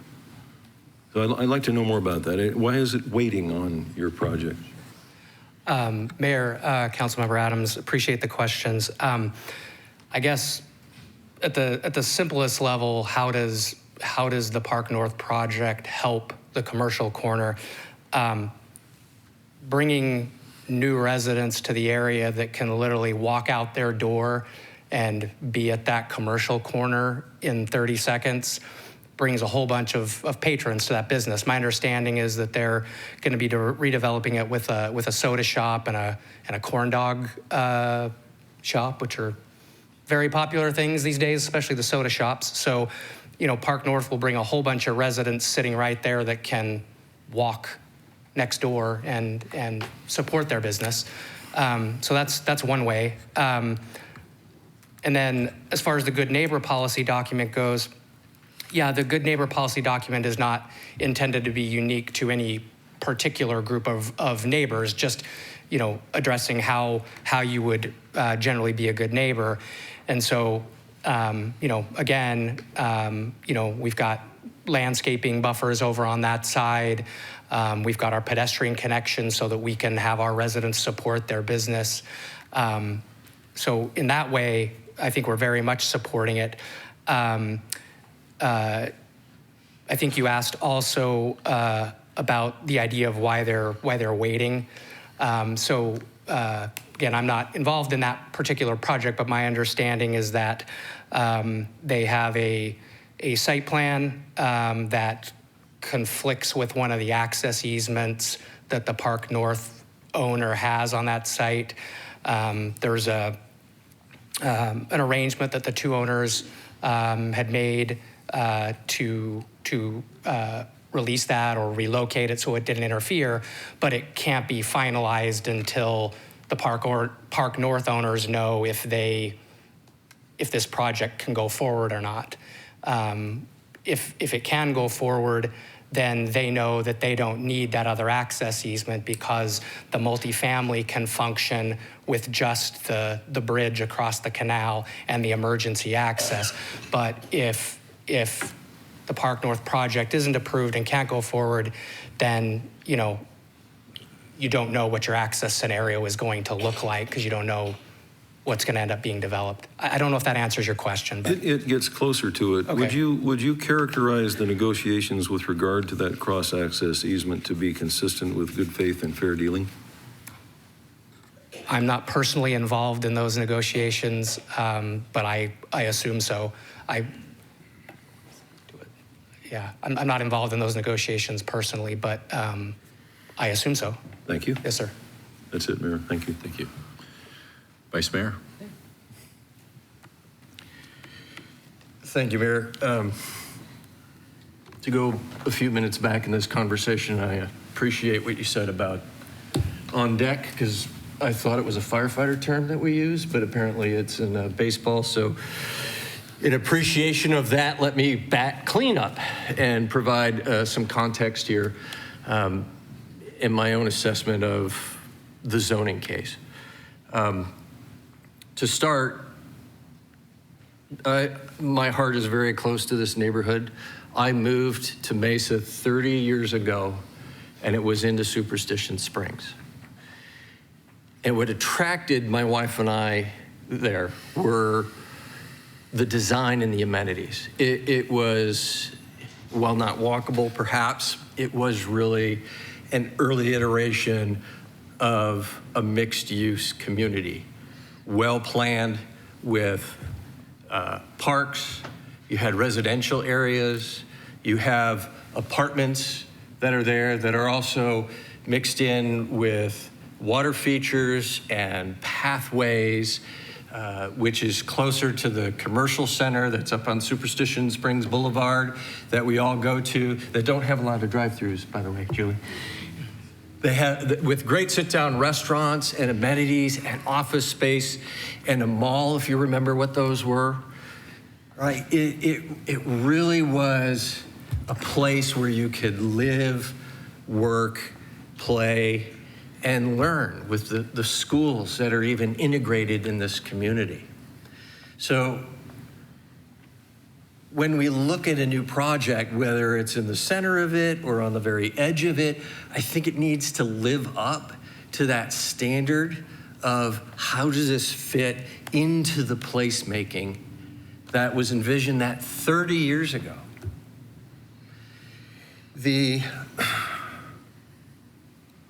I have concerns on this, and I've gone through this. And Mr. Webb, it's good to see you again. Haven't seen you in a while. And as you usually do, you provide a compelling narrative with some good exhibits to make the case. But I have a different opinion strongly on your interpretation of our zoning code and how this fits in. I think this proposal fails to meet the intent, the standards, and the purpose of our zoning code. The development agreement, as has been stated, puts some long-term costs on the city for private benefit. And this proposed development does not fulfill the council's strategic vision for placemaking that I discussed. And for these reasons, I don't support this project. So let me start with zoning. This project is located in an area that is zone limited commercial, which is intended for retail, entertainment, service-oriented uses that serve the surrounding communities. This proposal, however, is 100% residential. And while some residential use may be permitted in the LC district, it must be secondary, not the primary use, as you stated, the secondary to the commercial activity. And that is why we have minimum commercial floor space area requirements. What the application requests is not a minor adjustment to those requirements. It is effectively asking us to eliminate them altogether. That's not consistent with the intent of the LC district. I would expect an application for a rezoning to residential for this proposal. Instead, the proposal requests a council use permit to essentially function as a rezone to a residential zoning district. This approach raises serious questions about whether this use aligns with our community strategy and zoning goals. In looking at the rezoning with a PAD request, there are significant compatibility concerns. According to the site plan, the proposed building will face the canal to the south with a reduced setback to 0 feet. Residents will have views of a 6-foot tall chain link fence, an emergency access lane, a busy 6-lane arterial road, and a junior high school across the street. The application also proposes to maintain the chain link fence instead of providing a wall or other suitable screening that would mitigate visual and noise impacts from the roadway. Speaking of noise, there's another concern. This property borders Christopher J. Brady Park. Everybody stop abbreviating that. This Christopher J. Brady Park is directly adjacent to the pickleball courts and near 4 lighted baseball fields used for tournaments. This is an active park with regional amenities and represents a significant investment by our taxpayers. The proposed solution to the noise concerns, as we have heard, is that residents will be required to sign a lease agreement that waives their right to complain about noise. Know that these types of provisions are not effective and do not address this problem. We've seen this in airport overflight zones. You sign the paper saying there's an overflight zone, we still get complaints. This further shows the incompatibility with surrounding uses. It also raises concerns about the overall quality of life for future residents. Adjacent land uses do not support the claim that this is part of a well-integrated mixed-use development. The site is adjacent to a currently vacant gas station and car wash. Sidewalks connect the site to a 6-lane road and an emergency access easement, not destinations that support walkability or mixed-use living. The proposal on the table for the soda shop also places the drive-through lanes for both the car wash and the soda shop between the apartments and that use. There's a proposed pedestrian connection to Christopher J. Brady Park, and while that's a potential benefit for residents, the associated sidewalk will be built by the developer and then transferred to the city for maintenance. The sidewalk is not intended for general public use as it leads to locked gates. So in effect, the city inherits long-term maintenance costs for a feature that solely benefits the development. Landscaping is handled similarly. Due to the density of the proposal and the setbacks, the application seeks to plant the required landscaping, as we have heard again, on city property. Once again, the city takes on the costs of watering, irrigation repairs, and plant replacement in the future. These are future public expenses that result from design choices made solely to increase the unit cost and profit margin. Another concern is screening. Instead of providing a proper wall to buffer the development from the arterial roadway, as we would otherwise require, the proposal is to plant shrubs. But the land identified for those shrubs belongs to the Maricopa County Flood Control District. It is not part of the property. There is no guarantee that these shrubs will ever be installed, and even if they are, they will not provide meaningful screening. So now I want to respond to the justification for the PAD. The code requires that PADs offer equivalent or superior development compared to what would otherwise be permitted. Here's what the application cites to justify that PAD request. Shrubs will be planted that, or may never be planted, that would not provide adequate screening. Common space amenities that are now standard in most new developments. Slightly more outdoor space than the minimum, which is easy to achieve in this all residential project. Pedestrian connections to non-commercial, underutilized, or vacant sites. And trees planted on city property, which amounts to the city taking on more maintenance costs. None of these factors provide compelling justification that this development is either equivalent or superior to what is required under the zoning code. So again, on the CUP, there were two different reviews in the CUP and several criteria that are not met for both. Under the first review, none of the factors were met. So factor A stated, the use is found to be in compliance with the general plans, sub-area plans, and other recognized development plans or policies, and will be compatible with the surrounding uses. This development is not compatible with the surrounding uses. It is isolated, not connected to meaningful commercial activity, and not part of a true mixed-use environment. Factor B is a finding that the plan of operation has been submitted, which includes, but is not limited to, acceptable evidence of compliance with all zoning, building, and fire and life safety regulations. Here again, without a PAD, this project does not comply with zoning, and therefore this criteria is not met. Factor C, a finding that the good neighbor policy in narrative form has been submitted, which includes but is not limited to descriptions of acceptable measures to ensure ongoing compatibility with adjacent uses, including measures to assure that commercial activity will remain as a viable activity on this site. This is not met either. The project includes zero commercial space, and once it's built, there is no path to restore commercial activity on the site. No one will demolish all or part of 120 units to add retail. It is simply no longer viable for commercial use. Factor D, evidence that acceptable documentation is present demonstrating that the building or site proposed for the use is in, or will be brought into, substantial conformance with all current city development standards, including, but not limited to, landscaping, parking, screen walls, signage, and design guidelines. Again, not achievable unless the PAD is approved, which underscores that the site didn't meet the current standards.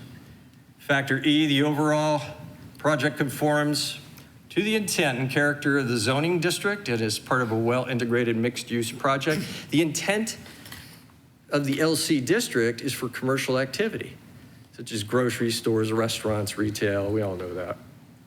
This project includes none of those things. Does not support walkability or an integration with the adjacent uses. And those adjacent uses will be drive-related. The second CUP review has the same deficiencies and also fails to meet factors A and E because the project is not consistent with the LC district's purpose, and factor C because without commercial activity, the city receives no transaction privilege tax revenue, and especially relevant point now, given the shortfall from the loss of rental tax.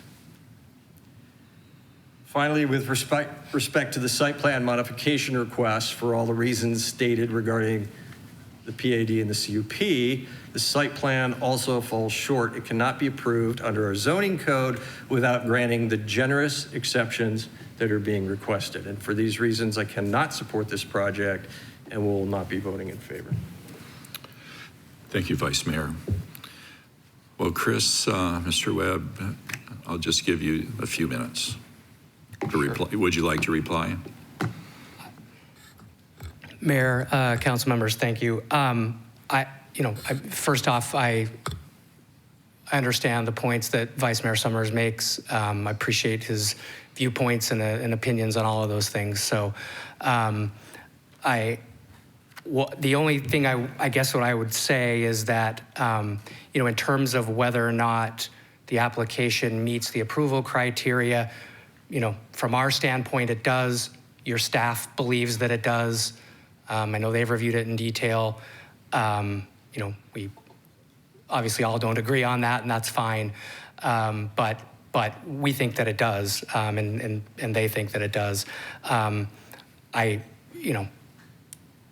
don't want to take up a ton of time speaking to all the points. I mean, I understand all your right, exactly, yeah, exactly. So, I understand the desire and hope that this would someday be commercial, but it's been tried many, many times in the last 15 years and always failed for all the reasons I've already cited. It's not going to be a commercial corner. It's just not viable. And so, we think this is an appropriate use here. We think it makes sense. We think we've done a really good job with the design. I kind of walked through all of those elements. It's a Class A property. I think as Councilmember Duff indicated, that's a spot where there might be some shortfall in the city, is high-end Class A, so we're gonna fulfill that need. And just generally think it's a really great project. We think there's support for it in the community. We know there's some opposition, we understand that. But I think the overwhelming majority of people are fine with it based on the one-on-one conversations we've had with people, and that's been a lot of people. It does not to dismiss the concerns that are there. I understand their concerns. I understand why they have concerns. So that's it. I'll stop talking. And if anybody has any other questions, I'm happy to try to answer them. Well, thank you, Mr. Webb. Yeah. We'll have you sit down. And Ms.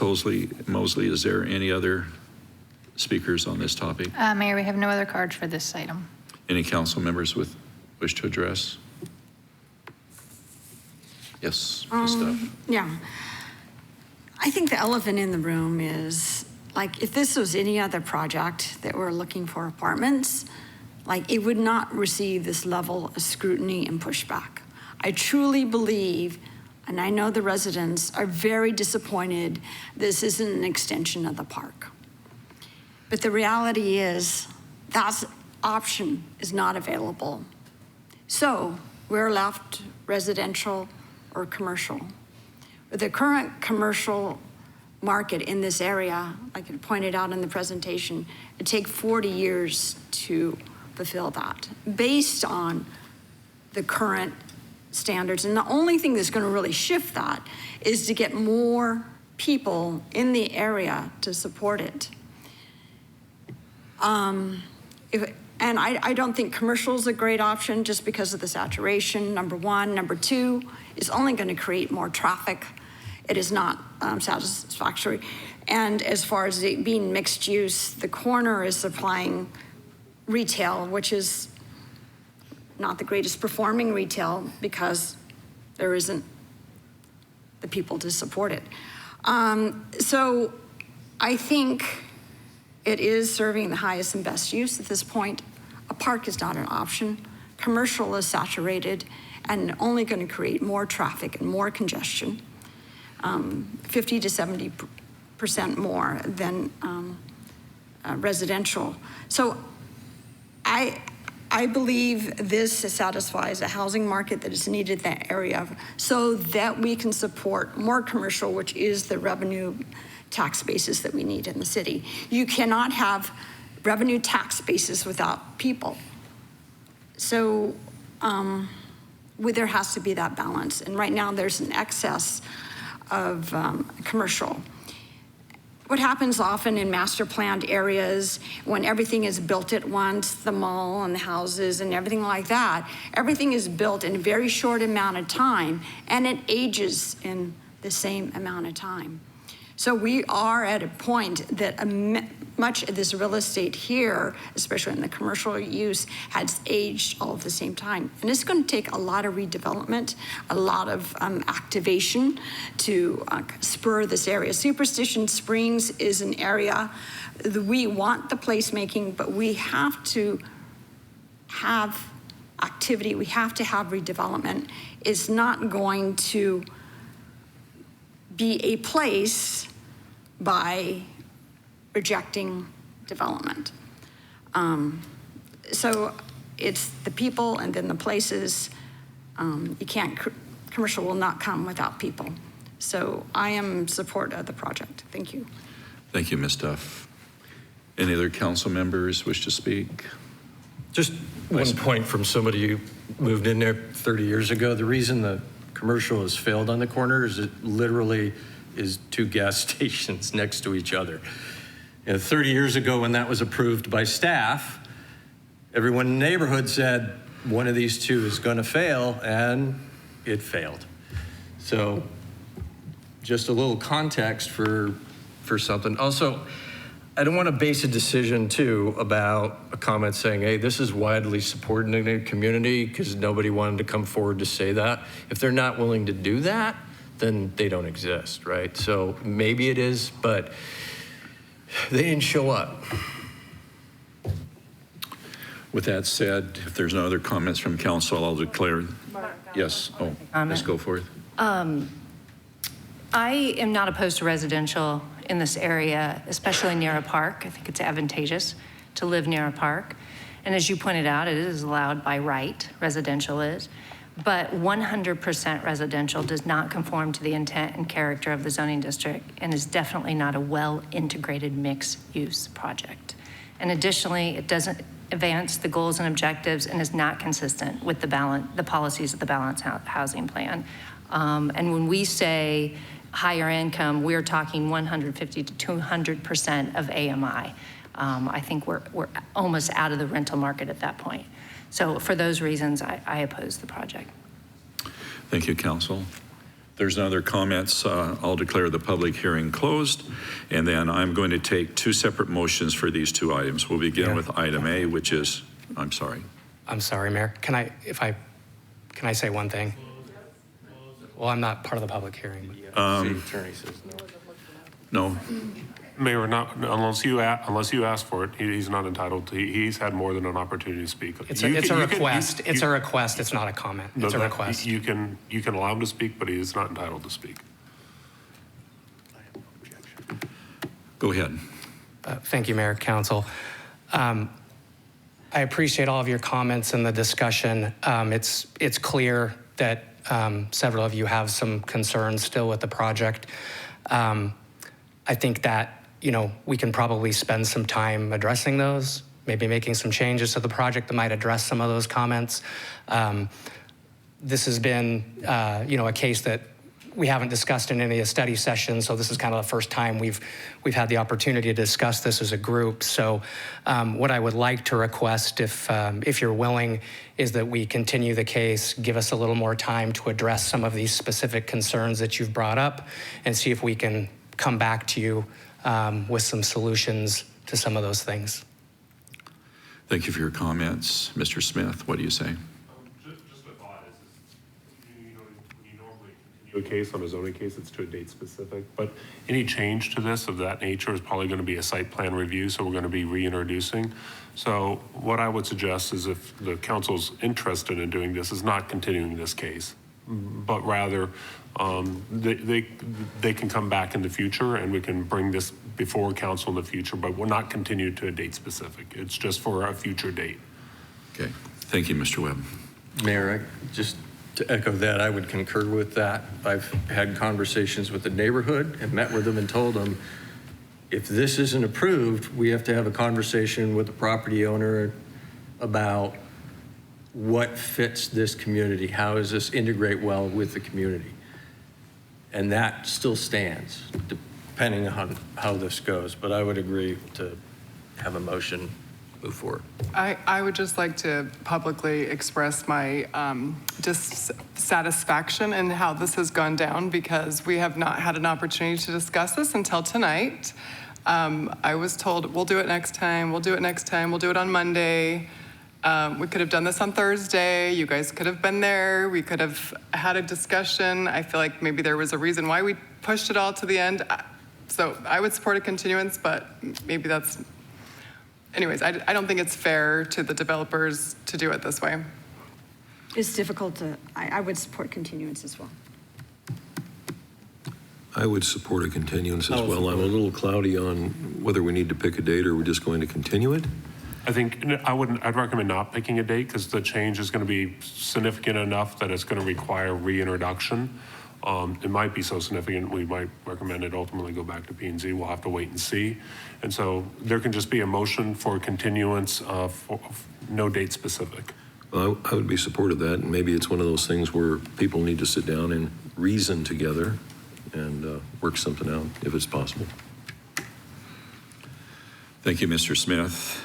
So are we going to make a motion to approve or deny the case tonight? It sounds to me you want to just make a motion, like I said, motion to continue, no date specific. Okay. If there's a first and a second to that. Mayor, so moved. Okay, I have a second. Okay, Ms. Pillsbury, a second. So we have a motion to continue this case until further. Pardon? Officially, or just? We can make a motion over the dais, correct, for continuation? It just popped up on our screen. Okay, so we have a motion for Ms. Pillsbury, second from Ms. Goforth. All in favor for continuation, vote.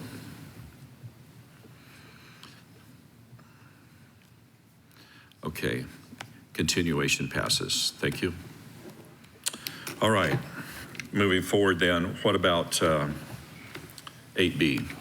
Mayor, you don't need to address that by its very nature. We'll bring that back. I don't need a separate motion to continue that. We'll bring that back.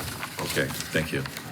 Thank you for your patience, everyone. We're going to move over to items 9A and 9B are to conduct a public hearing and take action on the proposed 5-year capital improvement program for fiscal year ending 2026 to 2030.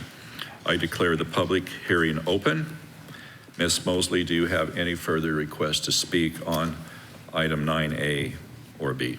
Mayor, I only have the cards that I have given you already. Okay. Our first speaker on 9A is Alex Rancic. Will you come forward? And you're also speaking on 9B.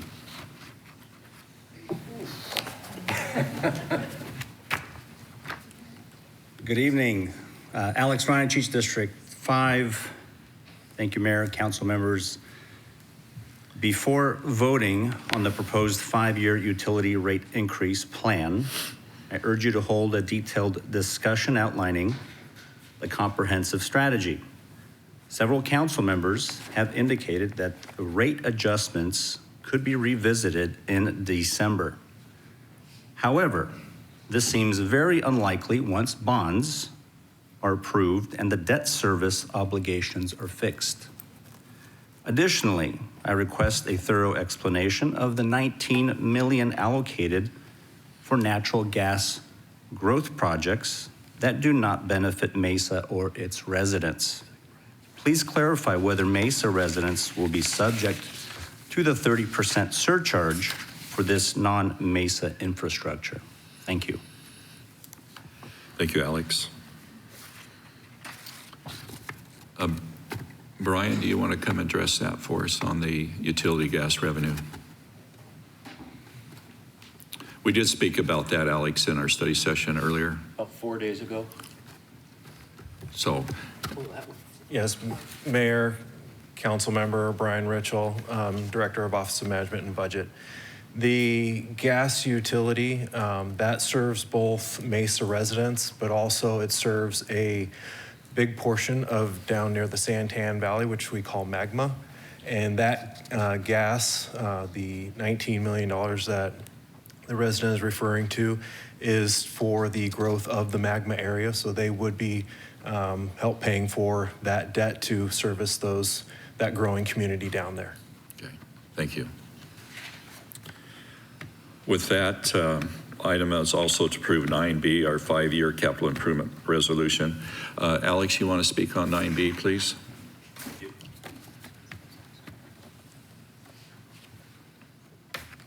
I'm back. Thank you, Mayor, council members. I urge you to vote no on agenda 9B, agenda item 9B. I request that this item be returned to staff with instructions to separate general obligation bonds, utility bonds, and the gas utility revenue pledge. Approving this item as presented will commit to a utility rate increase of 7.23% this year, and a cumulative increase of over 44% over the next 5 years, and that's to service the debt. That totals 55% over the next 6 years, including last year's increase. Please vote no on this item to allow for further review and separation of these components. Thank you. Thank you, Alex. Council, if there's any other comments from council at all? No, but does staff want to address, we addressed that also downstairs. You want to give them the summary of what the answers to the questions were, please? Thanks, Brian. Yes, Mayor, Council, the bonds are already separated. The debt service is part of the forecast. And with the schedule that was presented with the budget is a forecast. We will be revisiting that in November, December timeframe.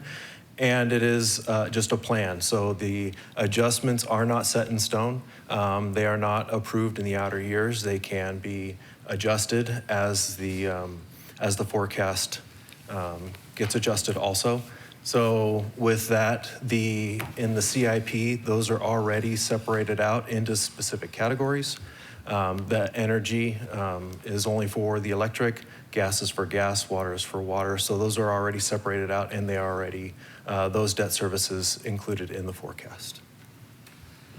And just for larger umbrella, the CIP includes both general obligation bonds. Those are the bonds that voters have approved, and that's attached to a secondary property tax. And the utility revenue bonds, which are paid for out of utility revenues, correct? Yes, Mayor, Vice Mayor, that is correct. So the general obligation bonds, those are have already been voted on by the voters and approved, and so we only issue when needed. That is paid for by the secondary property tax. I believe there was a presentation at the council study session last week about the secondary primary property tax that is specifically for that debt service. It is not used for any of the utility debt service. The utility debt service is strictly paid for by the rates themselves. Okay, and then the items that are in this 5-year CIP doesn't guarantee they get built. This is a decision that will be made by this council in cooperation with our new city manager moving forward in how we balance those debt obligations and capital projects, correct? Mayor, Vice Mayor, that is correct. This is just a 5-year plan being approved by council tonight. This is reviewed every year, and as plans, they do change depending on priority of council and the city. For instance, if we looked at last year's plan compared to this year, it would be different. And so the only thing that is being adopted tonight is fiscal year 25-26, which is already part of the budget. Of the outer fiscal years, it's just being approved as a plan per the charter, that the charter says the city must approve a 5-year CIP plan. Yeah, Thank you for the clarification. I think unfortunately when you put these documents out, sometimes people think you're going to just start spending that money and drop that debt right on your laps. And rest assured that is not the plan moving forward. These will all be scrutinized in the future to make sure that what is put out there is absolutely necessary, at least in my opinion. Thank you. Thank you, Vice. Stay right there, Brian. Mr. Adams, did you have some questions? Oh, yes, thank you. I think I asked this question in a similar fashion a few study sessions ago, and I think what I ask is it safe to assume that utility rate increases are not necessarily baked into this budget we're considering tonight? And my understanding is they're not. So Mayor, Councilmember Adams, the rates that were approved last December that came into effect February 1, I believe it was February 1, those rates will continue, and they are a majority part of this budget coming up in 25-26. So the rates that the council, if they for sure approve in this coming up December, those would be on the back half of this fiscal year. So the most of this fiscal year of 25-26 would just be the rates that have already been approved. The coming up rate adjustments, those are part of the forecast. So they're a majority part of the forecast. As we take a look, we review the forecast on a quarterly basis internally and then present it to council. And any adjustments that are made, that forecast would be adjusted, and some of those rate adjustments could be adjusted also. So those are decisions we'll make down the road then. Last question, and I just want to make sure that I'm reading this correctly. This might be a question for Mr. Kennington. So what I'm seeing here is roughly 78% of the total capital improvement program amount out at the 5-year mark are either general obligation bonds or utility obligations. Do I have that number right? So Mayor, Councilmember Adams, that is correct. A majority of, if I'm remembering correctly, a majority of the CIP 5-year plan are either revenue obligation through the utility or general obligation for the general governmental projects. It was, I believe, about 1.3 billion of that, of the total 1.7. So yes, about 77% of that is bond related or revenue obligation related. Thank you. And those general obligation bonds are those that are approved by the voters and have been approved by the voters. Mayor, Councilmember Adams, that is correct. Okay, thank you. I have no further questions. Ms. Goldberg. I was just going to make a comment about the baked-in nature of the rate adjustment. It is a little confusing because for those that know, our fiscal year goes July to the end of June. Our rate adjustments become effective January 1 through December 31st. So it makes it a little bit different. So if you want to say they're baked in, they were already baked in, essentially, for the majority of this new 25-26 budget last year, effective January 1st. I don't know if that's helping or confusing more people, February 1st. February 1st. February 1st. Excuse me. Yeah. So I think maybe that's where the confusion comes a little bit because we use two different calendar cycles for that. Mayor, Councilmember Goforth, that is correct. We do that. The city previously used to have the utility rate discussions during the budget. However, a few years ago, they decided to kind of decouple that from the budget process and move it towards the fall. A majority of that decision was because when we did rate adjustments, those adjustments usually were in July, where it's a high use of electric, water. And so for that, the effective date now, depending on the calendar and how it falls, it's either January, February, or sometimes March, where it's a lot less use of your water and electric and things like that. So it's not as significant as an impact to the customers than it would be in the summertime. All right, council, any other questions? If not, I'll declare the public hearing closed. Thank you, Brian. If there's a motion to approve item 9B, the 5-year capital improvement program resolution. We have a motion by Mr. Heredia, a second by Ms. Spilsbury. Cast your vote. Motion passes unanimously. Thank you. We're going to move over to item 10 from citizens present, and we'll allow 3 minutes for, we have 3 speakers here. First, we'll hear from Jessica Mueller. Jessica, if you want to come forward. Thank you.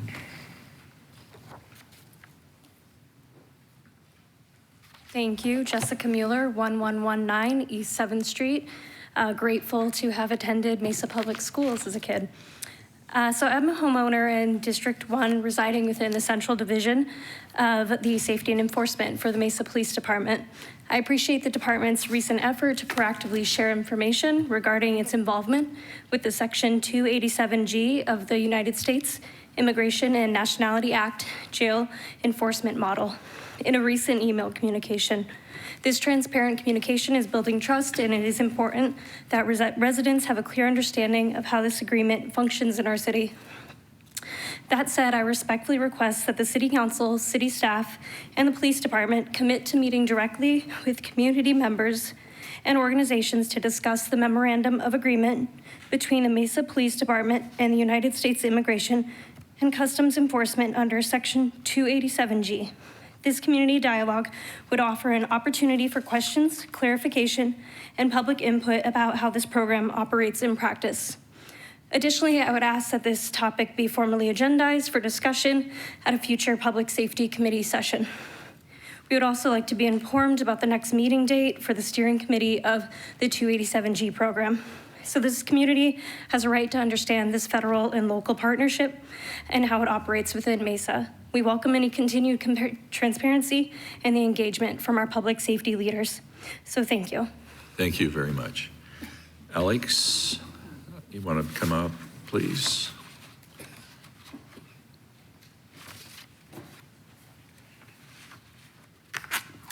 Alex Ronichich, District 5. Thank you, Mayor and council members. I apologize that I missed those study sessions, but I'm glad that there were clarifications made. That being said, although I wasn't able to attend the last meeting in person, I watched it remotely, and I'm grateful for the city's efforts in holding the 2 public engagement sessions, which allowed concerned citizens like myself to voice our questions and concerns regarding the financial budget planning process. However, it does feel as though our inputs were not fully considered. I do want to extend my deepest gratitude to Councilmember Adams from District 1. Your vote reflects a commitment to fiscal responsibility that I personally see, and some of the others that were also in attendance at these meetings. A key concern for engaged citizens who are closely following these matters is the fiscal stability of the city. Your vote and your explanation have demonstrated that you are close to the people and the people's priorities. But I also want to thank Vice Mayor Summers for, wow, that was very impressive this evening. The passion, I hope we get to see that passion next year when we come back to more budget discussions. And congratulations to the new city manager. Welcome. Looking forward to working with you. Thank you. Thank you, Alex. Next, we'll hear from Jan McDaniel. Jan, you have 3 minutes. Hearing all this, I got a lot to say. Well, you have 3 minutes, please. You know what? I've been a victim of 14 violent crimes in Mesa. I was handcuffed yesterday by Mesa police. And due to my situation, I feel like my character is less than presentable. I did go to Mr. Herrera's office 3 times and talk to your assistant, Lucy, and try to resolve this through channels. 2 weeks ago today, I was sleeping in my van due to family circumstances, and I have the police report. Somebody poured gasoline on my van and lit it on fire, and they said it's a hit. by a professional arsonist. Well, before that, I had 11 tires slashed. I have the paperwork. And 3 windows shot out by a gun. And I had 2 bullet holes in the duct tape. Now, you know what? I may not be like y'all, but I'm smart. I educate myself to the best of my ability. And after being handcuffed yesterday, when I was threatened in the bathroom at QT by a black woman aggressively, you know, it's time I be a voice for myself. And Mesa Police gave me 2 nights in a hotel room, expired bus pass tickets that have been expired, Karen White, for 7 months since October. Now, you know, you guys may look at me like a nobody, but I've really got a lot going on. Love Mesa. Boy, do I have some great ideas for you guys from a more of a trying to get on my feet. I almost had enough money for an apartment. I work for the LDS. Dave Spuler will verify my mental health capacities, who is a counselor at LDS. And I want to bring it to your attention that someone like myself is being blackballed for a job. I feel there's nepotism. I have a lot of concerns. And it's on an intellectual fact basis. You know, I'm not just a loose cannon. I investigate an issue before I make a comment. And because of who I am totally homeless with no resources due to federal expenses that have been used, which is okay, but it's not. When an MS-13 foreign terrorist gets more news coverage than I did, which was 0, to help me in the community. And here's the paperwork. There's a murder arsonist that was paid to light me on fire. Thank you, Jan, for your comments. Your 3 minutes are up. And Okay. I would like you to talk to, we have one of our assistant police chiefs in the back. Thank you, sir. And so. And know that I educate myself and I can verify what I talk about substantially. Thank you. Yes, sir. Appreciate Thank it. you for hearing, Mr. Freeman. You bet. Okay. Great. Ms. Mosley, is there anyone else to speak on this? Or? No other comments, Mayor. Okay, with that, thank you. Just before we adjourn this meeting, we have a special council meeting after this, and so I'll entertain a motion to adjourn this meeting. So moved. Thank you, Mr. Vice Mayor. Thank you, Mr. Reddy. All in favor, say aye. Aye. Okay. Right, we're done with this portion, and if you believe it or not, we have another meeting.